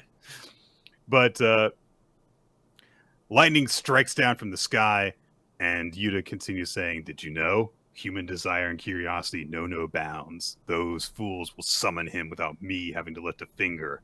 The great demon lord has descended. And we finally cut back to that summoning circle that the occult research club had set up, with the circle that was really legit in the middle of it, and a very ominous shape with a tattered cloak and a massive crown floating over his head has appeared with his back to Kiyoshi. And that is where we leave off the chapter. Very exciting fight scene with some really cool stuff in it. And almost certainly the throw into probably what feels like the last major conflict of this series. So. Yeah, we will have to see what happens there. But ultimately, this was a fun chapter. I liked showing off Sakaki's special technique. I thought it's just like a fun gambling motif. I also always just have like a fondness for like gambling characters in battle shonens. It's always just usually like a fun premise. Made Joey's stuff really interesting in Yu-Gi-Oh! Interesting you say that. Yes, they did. I recently, as mentioned at the top of this episode, this has been not a great week. So at some point, I was just like, well, to stop the panic attacks, I need to distract myself with something. So I threw on Tubi, old classic Tubi, greatest streaming service. All episodes of Yu-Gi-Oh!, at least the original series, I don't know about all of them, but all the Yu-Gi-Oh! Originals are on there. So I was like, you know what?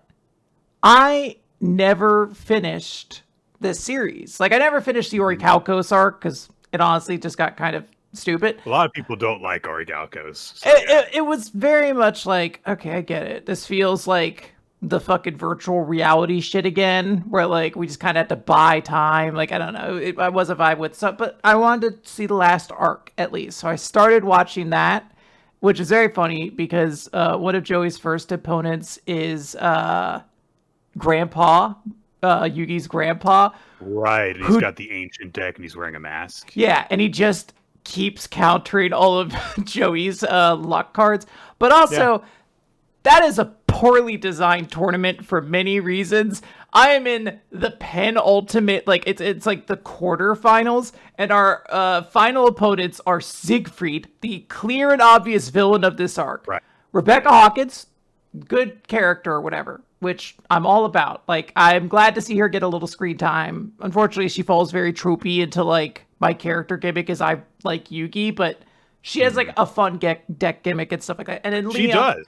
It's fascinating how, because they had an entirely original arc there, they could just decide what the decks were. Yeah. So there could be actual synergy within them. It was, I was like, oh wow, this is more coordinated than a lot of strategies usually are. And then Leon, who is like the kid who's supposed to be that. And then the fourth character left in this tournament is like a fucking wizard kid, like NPC character. Like, it is not a notable significant character anymore. It's just someone to like get beaten in the other half. Yeah, because Siegfried has already defeated Joey at this point. Right. And of all the other characters who were left, the only notable ones are those two mentioned before. But this was supposed to be a 16-person tournament, so they had to fill it up with a couple goobers. And it's very funny seeing the Final Four be like, the big antagonist, the undefeated young duelist, Rebecca from that one arc, and some kid. It was a very interesting decision to not have Yugi be a participant in the tournament. He's like just there to defend his title against the winner. So yeah, I do remember a lot of individual duels from that, but when you actually draw attention to the structure of it, I totally see your point. Because there's like a lot of really fun things that happen in there.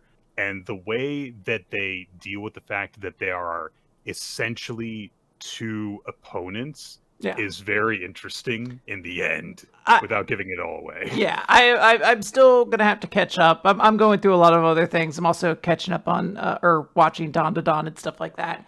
But I had a thought I wanted to get out there. Oh, I'm enjoying the dub very particularly. This is all the dub stuff. And I just, over a decade has passed since I watched the original Yu-Gi-Oh! I don't think I've really turned it on since then. I appreciate this dub so much. There's so many, like, just great, stupid jokes. But I think one of my favorite is, like, there's supposed to be a scene where Grandpa Moto, gets really horny over Vivian Wong showing up. But they can't have him say that, because this is like a chase dub.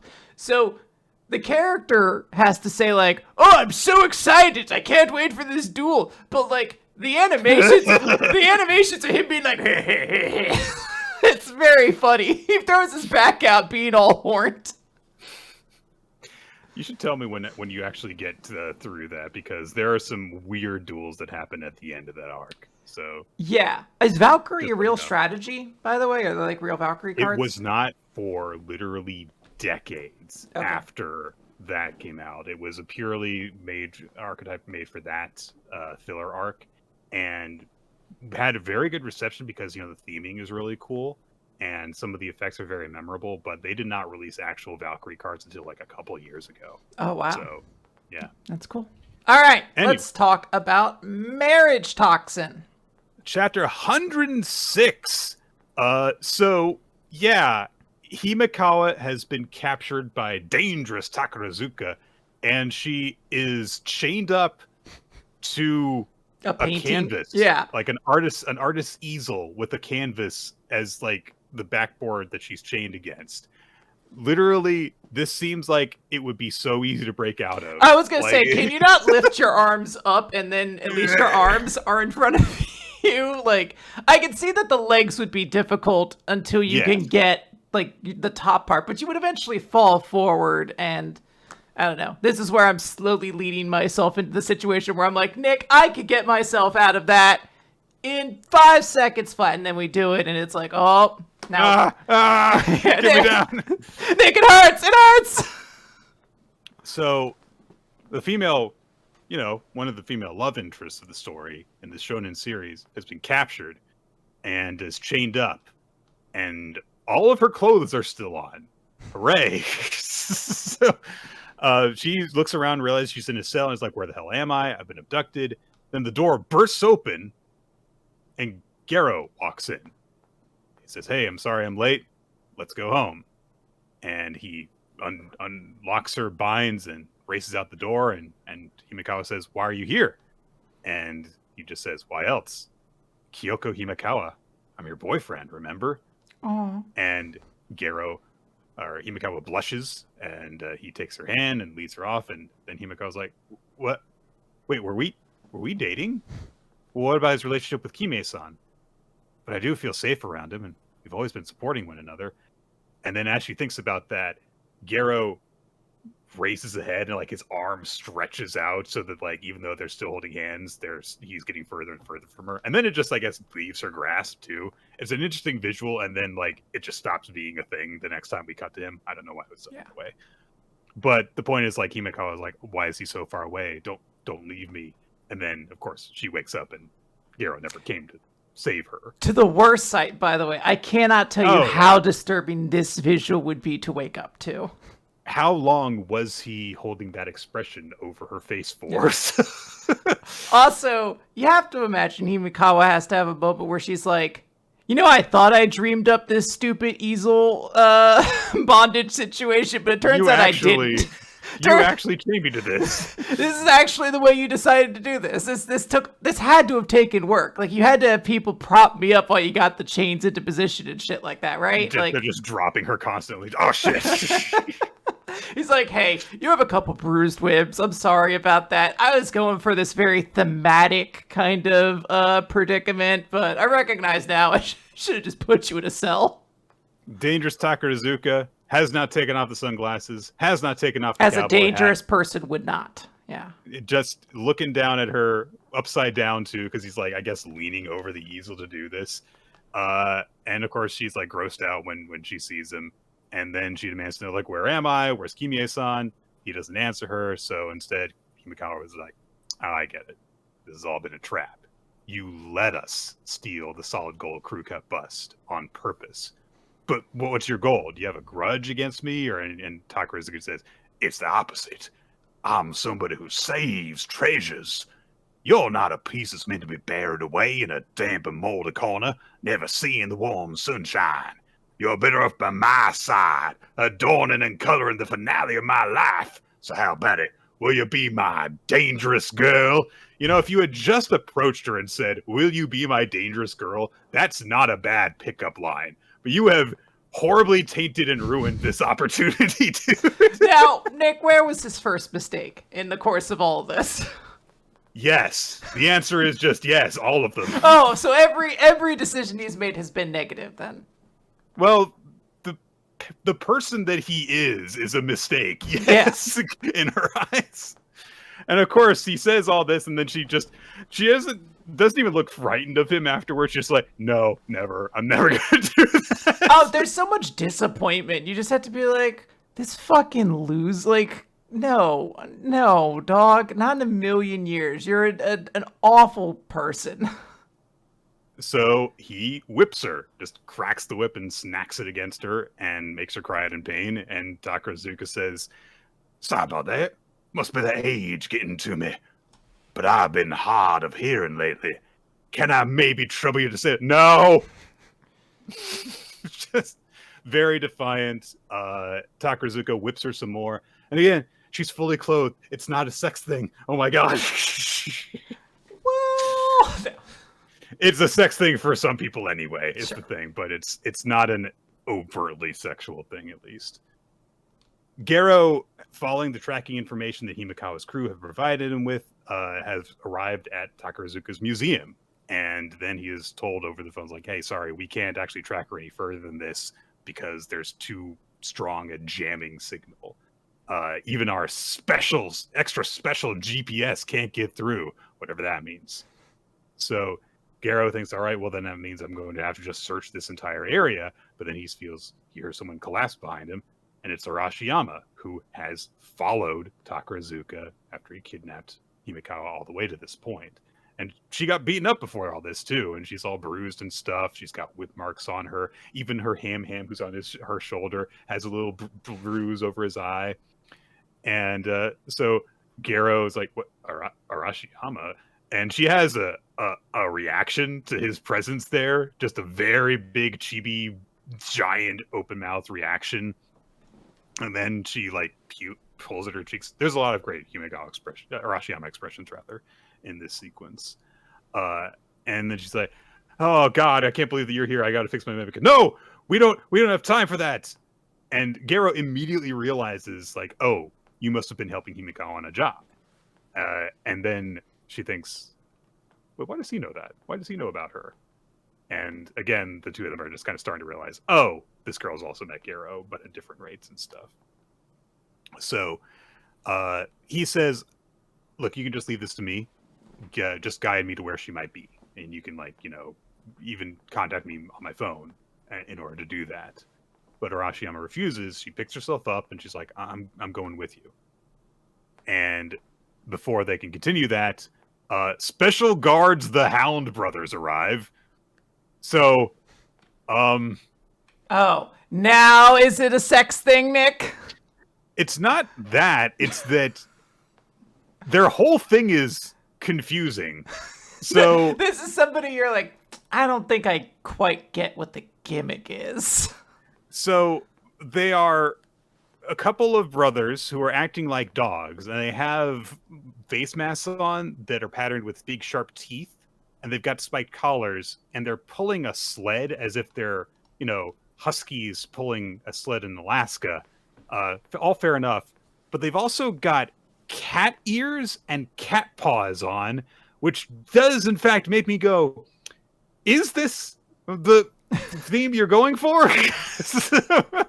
It's just, you throw a little bit of everything. You're like, hey, what if these guys didn't just want to be dogs though? Like, they're the Hound brothers, but they can be more than just hounds.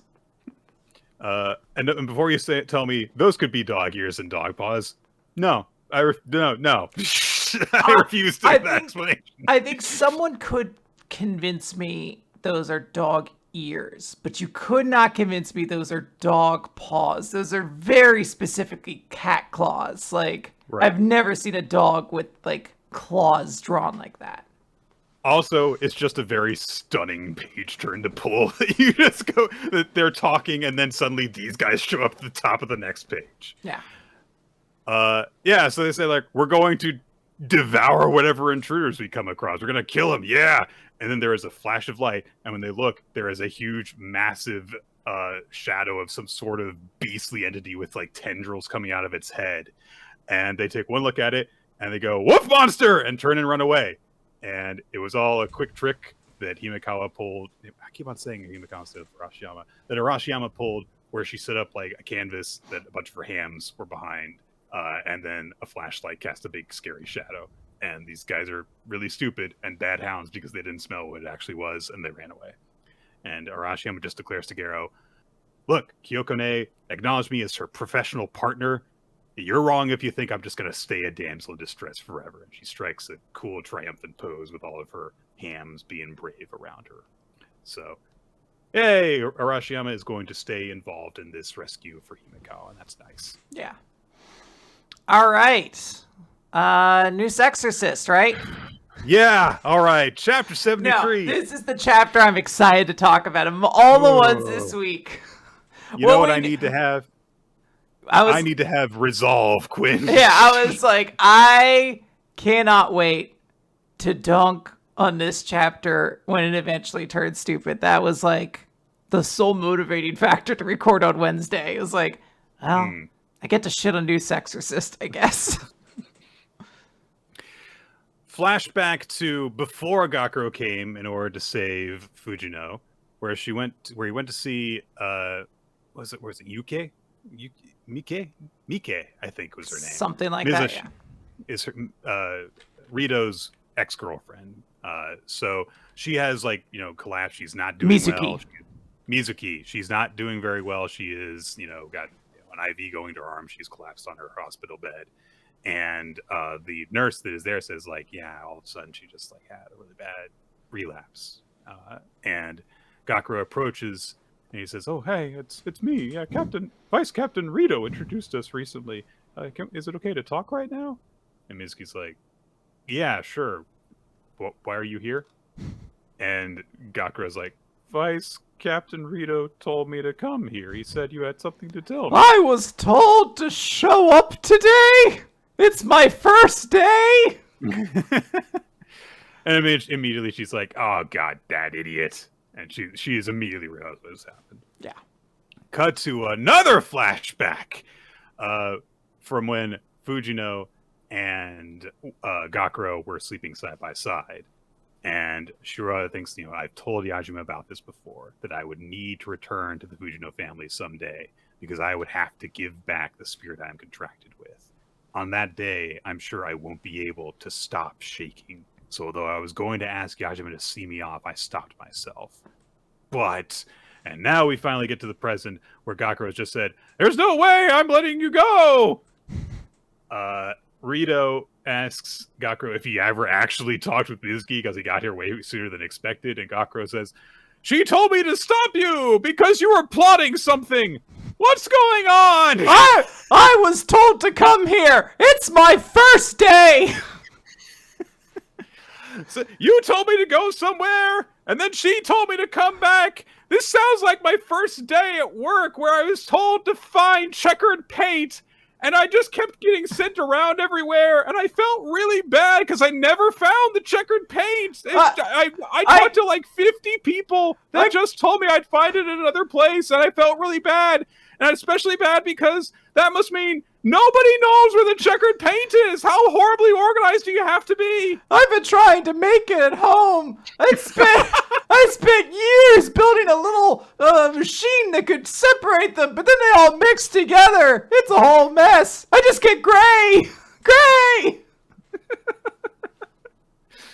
So he asked what was going on, and Rito says exactly what you're thinking. He's like, he obviously isn't thinking anything. He's like, Rito. oh no, good sir, I'm an idiot. I have no idea what's going on. People just shout at me to go places, and I do it. The one person in his team that he knows has people constantly trying to take back and have them amongst their fold against her will. The one person he has had multiple experiences with this on. And he's like, "No, I don't know what you want with her."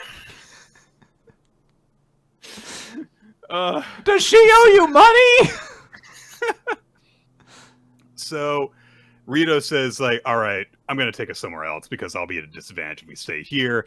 And he uses the hollow weapon reality cleaving barrier first position. No, he uses his Bankai. Just say what it is. The weapon that anyone can use, Quinn. The one that doesn't have any special combat potential. You can use, yeah. It could just summon a special dimension that you get stuck in for 5 years. So it's Kenkaku, and he says this barrier will hold for 5 years, and it won't come down until they come for her. Struggling is pointless, so don't. And Gakuro thinks, well, we could still talk this out. There's still a chance for diplomacy. So he says to Shiroya, hey, help me get this guy under control before your family shows up. And she doesn't really respond until she turns and says, look, I'm here because I agreed to this. Don't do anything unnecessary. I just wanted to say goodbye to you, so thank you for coming. She's resigned to it still, despite all that she's been through with him. It's no, I'm still just resigned to this. So Gakuro starts to go, why? She's told you why before. It's one of these things where, I can understand if he's I refuse to believe that's how you actually feel, but it truly does seem like he's just not listening. He's sorry, I got distracted because my socks got wet. Why are you trying to run away? So Rito's holoweapon, which has no combat special abilities, uses its special ability to summon tendrils from the ground in order to grab both Shiroha and Gakuro. And Shiroha is just kind of like, and whatever. falls down. And like, Gakuro's like, no! It's very funny, because, like, on one hand, you could be like, okay, she's not trying to resist. She is accepting this reality for herself, so she just lets this happen. But it's also just like, she also falls face down, like face first, into a place that has like 4 inches of water. So I'm like, great, now you're gonna have to hold your fucking neck up the whole time, you stupid idiot, because if you don't, you'll drown. You're gonna have that scene in Mr. Glass. So Gakuro slashes through the tendrils when they come for him, though, and Rito says, well, you evaded. Your training's paying off. You had tendrils attack him while he was holding a sword in his hand. Were you expecting? Oh, but these are very powerful tendrils, as, of course, denoted by the fact that this is a hollow weapon with 0 special powers. So again, Gakura's like, why? Why aren't you struggling, Fujino? And Shiroha doesn't say anything in answer. She just thinks to herself, like, it's fine. It's not going to do me any good if I struggle. I can tell from reading Vice Captain Rito's emotions, right, she can do that. I keep forgetting, but she can do that. That she's like, he's not going to compromise his feelings. So there is nothing that we can do because he can't be reasoned with. And even if you fight him, we're in a special hollow weapon that has no special powers, that has a special power to keep us from being let out until the family comes to retrieve me. So it makes sense for her. Like, there is literally nothing we can do. So why bother? So she just thinks to herself, like, please don't get hurt. Because, it would be literally struggling fruitlessly. So, but Gakuro, of course, immediately just says, in that case, I'll take you back even if I have to drag you, Fujino! You're an object in this story! You have literally no will of your own!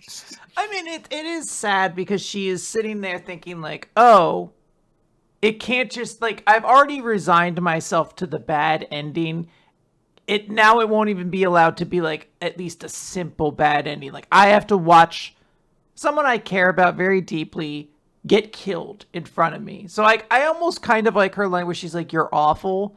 Yeah. But at the same time, she has been reduced to essentially, like, something you could just pick up and throw over your shoulder because that's the most convenient way to be like, how do I deal with this? Also, she needed to be carried before she got so scared, so. It's very weird because we've seen this play out in a lot of shonen manga where, a character is reduced to the person who has to be saved and then they have to regain their strength afterwards. But because it's such a consistent thing in New Exorcist for female characters to lose agency in really weird, awkward ways, like when Shiroha and Suo lost their bikini tops and immediately became utterly defenseless, it's just one of those things where it's like, well, it's the continuation of a trend. Yeah. In a bottle, this is totally acceptable, if a little bit not well done. Like, you think about, like, the characters, like, we've made reference, especially recently, stuff with Robin in One Piece, where she lost the will to fight against the world government and stuff. But one of the best moments in that series. But it's one of those things where, oddly enough, the dehumanizing of a character, the mistreatment of them has not gone far enough. So therefore, you don't really see the way that they feel like they have lost that hope. So they just feel like a plot article than an actual character in situations like this. Sure, yeah. I mean, it doesn't help that Shiroha felt like she was supposed to get some story during the last arc, where she got a fight, but it didn't feel like there was a story to that fight, or the story kind of felt a little incomplete to a certain extent. So I wish we could have gotten to see a little bit more of her. Also, she's felt very, like, I don't know how to phrase this, but, like, this whole Vice Captain Keto arc, or whatever the fuck you want to call it, Rito, it's been, like, building to this idea of, like, you had to confess who you love at this festival or whatever. And, like, we've done a bunch of Suo, we've done a bunch of the other girl. I'm like, is this all just supposed to be so we can be reminded of Gakuro's relationship with each girl before this? Like, after this is done, is there going to be, like, a very quick scene with Shitotsu to be like, maybe they're not blood related. It feels like it's going to at this moment feels like it's going to end with Gakuro going to the festival with Shiroha. You know, like, but again, it's like because we've been jumping around between people like this and there hasn't been a lot of consistent focus on certain characters, it feels like we've kind of jumped to a big moment in the story where there needed to have been development on the characters involved ahead of this. And we've gotten that for the antagonist, which is fine. You see Rito's motivations, you see how he thinks as a person, and that's good. But the person involved in terms of this is the person that Gakuro has to save, we're instead relying on information that doesn't feel like it has been developed since the last time she was in this situation. Since the last time someone came to try and grab her for the family, there has not been a lot of development of Shiroha's character and how she feels about being in that situation. It's just kind of assumed that you're supposed to remember it, which has the two-pronged problem of you have to remember it to care, and two, you have to care about it just as much as the first time because it's not any different from the first time. Sure. I guess we should finish the chapter. We'll probably there is a fair amount of like fighting and stuff that happens because they actually do start to battle from this point. Rito says fighting is the only way for men to genuinely talk, which is kind of funny. Gakuro is like, but I'm going to keep trying to talk to you. Why are you doing this? And Rito's like, you already know. You saw Mizuki. And he's like, look, there's no time left. And he does an interesting thing where he like makes a sigil in like blood over his eyebrow in order to summon a tiger wolf spirit thing of some kind. And it attacks Gakuro. And he's like, or can't you understand why I've strayed from the path from my ex-girlfriend? There's no way you could. You said you had no lover. Did the hospital tell you about Mizuki's condition? They aren't sure she'll live to see 2 more dawns, and I refuse to allow it. She was considered a clumsy, unteachable exorcist. Many wounds and illnesses were inflicted on her, and even so she kept on living with the strength of a sunflower. Her happiness is only just beginning. So, you know, again, there's building up that thing of like, you don't have the resolve to do this. Like, I do. Yeah. I will give up anything to protect her life. And then he says, you lack romantic experience. Do you have the resolve to sacrifice your life for this poor girl, to trample on my conviction and assert yourself and face me? Can you say that she is worth that? And I mean, it's like, that's a good speech of like, do you actually think that what you care about is enough to actually overcome how I feel about my situation? And he demands the Gakuro answer, and Gakuro just goes, Xenodark! And does something. He breaks through the barrier, I guess. And Gakuro says, you're asking me if Fujino is worth that? She is! Of course she is! Obviously! And look, like, that's the right thing for the shonen protagonist to do. He should be doing and saying this, but I don't fucking buy it from this guy. I am on Rito's side here, where I'm like, I don't think you really give a shit about anything. Like, I think you're some fucking putz who managed to, you know, do the right thing once and wander into a good relationship with Nue, and you've taken that for a ride. But like, I don't know, you're fucking 14 and you fucking look it like you act that way. Like you're a child. You don't seem to care about anything. This is life or death for me. It's again the relationship between Shiroha and Gakuro has not really gotten a lot of development that we have really gotten to see recently. And I mean, there's stuff that's happened, but you know what would have been really nice is in between Shiroha, like, you know, Gakuro doing this, and then him saying, you're asking me if she is worth that, if there's just a quick montage of memories of the two of them together. And make some up, like add some new ones. Be like, hey, they went to get fucking ice cream once or something like that. I mean, they did. Did they? Well, it wasn't I don't know if, I can't remember if it was actually an ice cream place, but I think it was. But they had like the coupon when they were supposed to fight, oh my god! Holy shit! This has been so long. So, there's been a lot that they've been through, but none of it's been very recent. And if you just have that kind of extra touch of like, this is what Gakuro is fighting for. It's not just this character who is here right now and lying very haphazardly in the water. It's this person he's shared these memories with. That resonates so much more strongly. It is, especially for a Shonen Jump manga, showing too much faith in the reader. The biggest thing at the end that like really held on to me is that I'm just like, oh my god, it's so distracting that she's face down in this water. Because there's a couple of shots where I'm like, is she drowning? Because it's like the water's like up to here, and I'm like, yeah, I'm like, girl, just fucking turn over. Like, you can just still watch the fight upside down. Yeah, it's gonna suck, but just roll over. You're gonna die like this. Oh. All right. I feel like, all right, good discussion. Thank you. Let's do Akane-banashi. Story 133, There's Always Tomorrow. Last time, Urara started telling the tale of Isho and Shigema when they were starting off, when they were just, kids that were helping out in a soba shop. And so Akane, after she listened to this first part of it, she thinks, oh, wow, they've known each other for that long. And then she starts to, put together, wait, that would mean that Master Urara is this old, and Urara's just like, yeah, don't think about that. Don't think about that. Shut up.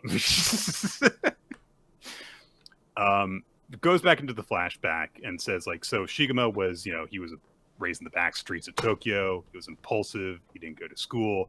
And Isho had, ambition.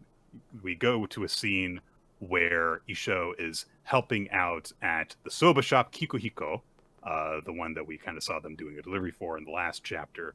And he says to this guy who's wearing a big hat, like a rain hat almost, hey, lunch hours are over. And the guy's clearly kind of drunk, and he's like, can I have one more? And he's like, no. And he starts to really get into him, hey, get out of here and stuff.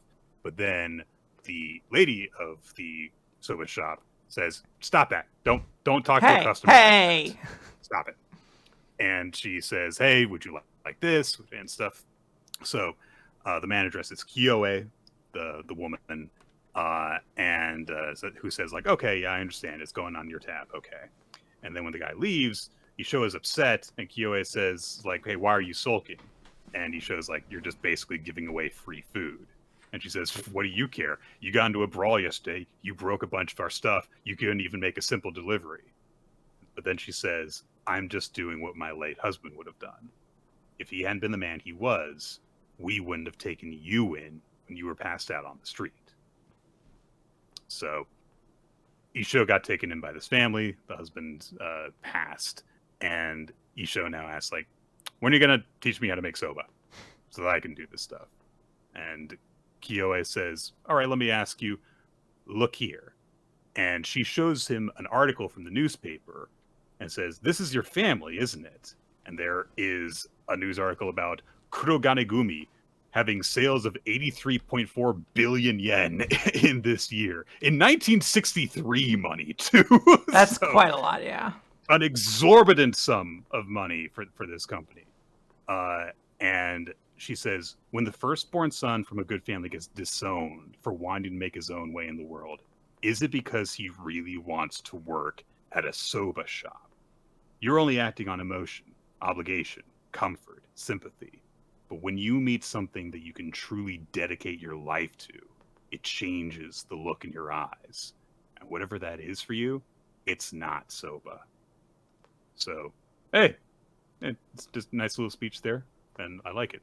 Sure. And she also says hey, go do your chores and stuff like that. I'll have your family meal ready when you get back. He goes to take out the trash, looks out at the streets and some of the signs and stuff, and how some of them have kind of peeled away and stuff, and how there's stuff advertising the 1964 Olympics.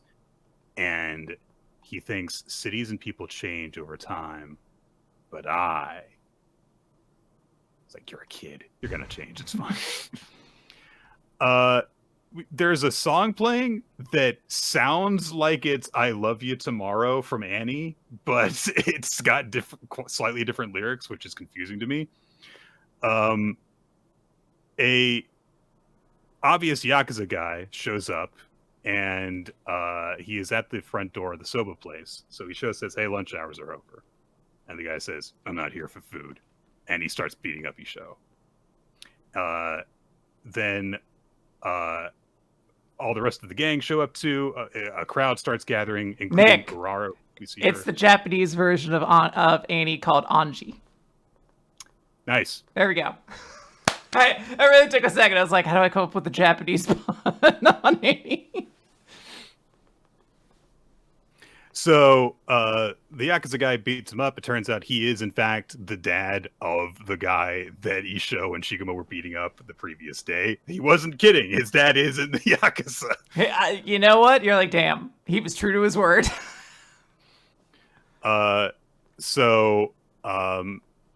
The actual Yakuza guy says, like, I think I've been too overprotective of you. You've got to be able to beat up these guys yourself. These guys were both absolute pushovers. It turns out he's also beaten the crap out of Shiguma, who is also there. And so he grabs Isho, holds him up, and says, "You learn your lesson, boy. You don't play games with Yakuza." Konoe comes out and says, like, hey, stop that. That boy works for my shop. If there's a problem you've got with him, then let me apologize. And Aichi, the young Yakuza, just smacks her away. And when Isho says, like, I'm going to freaking kill you, of course, the guy's dad beats him up some more and says, like, worry more about yourself. And both Shiguma and Isho are like, why is this happening? Why are we getting the shit beaten out of us like this just for beating up somebody else? Which is an interesting way of phrasing it. And something dark seems like it's on the verge of happening to Isho. Like, it seems like we were about to get like a really bad origin story for Isho, given the way he reacts as he goes, I don't even care anymore. We get a big focus on his eyes. Yeah. And then the guy in the hat shows up and says, ha! You guys are beaten up! Oh man, what a ruckus! Whew! And he's, eating a bowl of soba in front of them. And everyone stops and looks at him. And he says, oh, sorry, Kiyoe. Yeah, I ate the food that was actually for the help. Sorry about that. Aichi starts to step forward and is like, hey, get the hell out of here. I'm going to beat you up. And his dad immediately turns and just clocks him across the face. Yeah, he fucking cold cocks his kid. And he says, sorry about that, but this is the one man your dad can't disrespect. Not Captain Rakugo. Comic books have fucked my brain up because I was like, is that his superhero name? Is Captain Rakugo? They're like, the orphanage is on fire. Don't worry, Captain Rakugo is here. Shakabu really just starts doing Rakugo while the building burns down. The fire starts like dissipating. It's like, oh, holy shit, he's saying the name so fast. He gives the bowl back to Kiyoe once he's done eating, and then he turns to the Yakuza and says, hey, I haven't seen you in a while, but can we just call it even here out of respect for me? And the man immediately says, of course, for the captain who saved my life, anything. And Captain Rakugo just turns and walks away. He's, adjusting his hat all cool and ominously. And of course, he shows like, who is that guy? What's going on here? Why do you do that? But Captain Rakugo says, hey, kids, you want to keep on making noise? Then stop on by. And when Shiguma asks, like, where? He says, well, this is Shinjuku, ain't it? Where else? To the Rakugo show at Yasakate. And they are going to have their first experience with Rakugo, the narration tells us, and their first encounter with Master Kiroku Kashiwaya. So, hey, nice cool introduction for this guy properly. He has been alluded to, of course, anytime that Isho and Shiguma's past has actually been, referred to. But this time, like, we actually get a full introduction to him. He takes the hat off, you see his face, and you get a nice big look at his weird personality. So the story will probably continue next week, and I look forward to that. Yeah, I like this chapter. This isn't like crazy, but I think everything in it's very entertaining. I like this introduction to Kuroku. He's got a fun design. Like, I want to see more of this guy. cool. Like I'm on board for where we're going. Yeah, and that is going to do it properly for this week now. Yes. So we, between the stuff we talked about today and in the first half of the recording, Quinn, can you tell me what was your favorite series? Who's your MVP? Favorite series is no question. It's Ichi the Witch. It was insanely good. I don't think anything even really came close this week. It was just one of those like moments where you turn the page like, all right, damn, this series is great. This rules. I am gonna go with Chainsaw Man for this Okay. week. I liked the discussion between Asa and Yoru and Denji, of three people who are just like completely at a loss to just different things, but then Asa's attempts to remain hopeful pull them back around, and then before we get too deep into sentimentality, Denji barfs up the Snow Devil and launches us into an entirely new direction. And just again reflecting on what has happened up to this point since these guys just set out to have some sushi is such a weird sequence of events. There's been a lot of things that have happened since they left. No, I agree. Good chapter. I think my character of the week's probably going to be Mr. Sakaki, which is funny because I feel like Yuta is probably the character I should be more interested. But I was like, yeah, it's kind of cool to see Mr. Sakaki kick a bunch of ass. And I love gambler characters. Yeah. My character of the week is going to be Kyoe, the lady of the soba shop in Akane-banashi. I just really like the very straightforward, helpful personality that she has, but she also has a nice speech that indicates the context of why Isho kind of wound up the way that he did. We've seen glimpses of the way that he sees the value in people in terms of what they do for him. And this is a very different end of that spectrum for him, where he had nothing and he is being given everything. But he also doesn't have any direction in his life, and that speech she has where she explains that to him is just, very nice and straightforward. Yep. Good stuff. The audience, by the way, agreed with you, Chainsaw Man, as chapter of the week, and then agreed with me, Mr. Sakaki from Ultimate Exorcist Kiyoshi, as character of the week. And that is gonna to finish up weekly manga recap for this week. Yeah, we will have more at the usual time again, Wednesday, sometime around 7:30 to 8 Eastern time. So look forward to that, guys. We have a Discord server, which, as we said in the other half of the recording, has some stuff set up that's just, to have like helpful community stuff and LGBTQ resources for people that need those kind of things. And also, keep up with the weekly manga recap community. And also we update that with a little blast when the stream goes live, when we start recording the show here on twitch.tv/RoloT. If you want recordings of past episodes, they are all on weeklymangarecap.podbean.com in audio form. You can also use a feed for iTunes, Spotify, those kinds of places. And video versions are available on youtube.com/weeklymangarecap. It's the other way around. The YouTube version has an opening sequence by Malajack Stillis and Winslow Cheddar. Thanks, guys, for making that for us. They also occasionally have title cards made by Steve Man, whose work you can find by searching for Steve Man art at various different resources.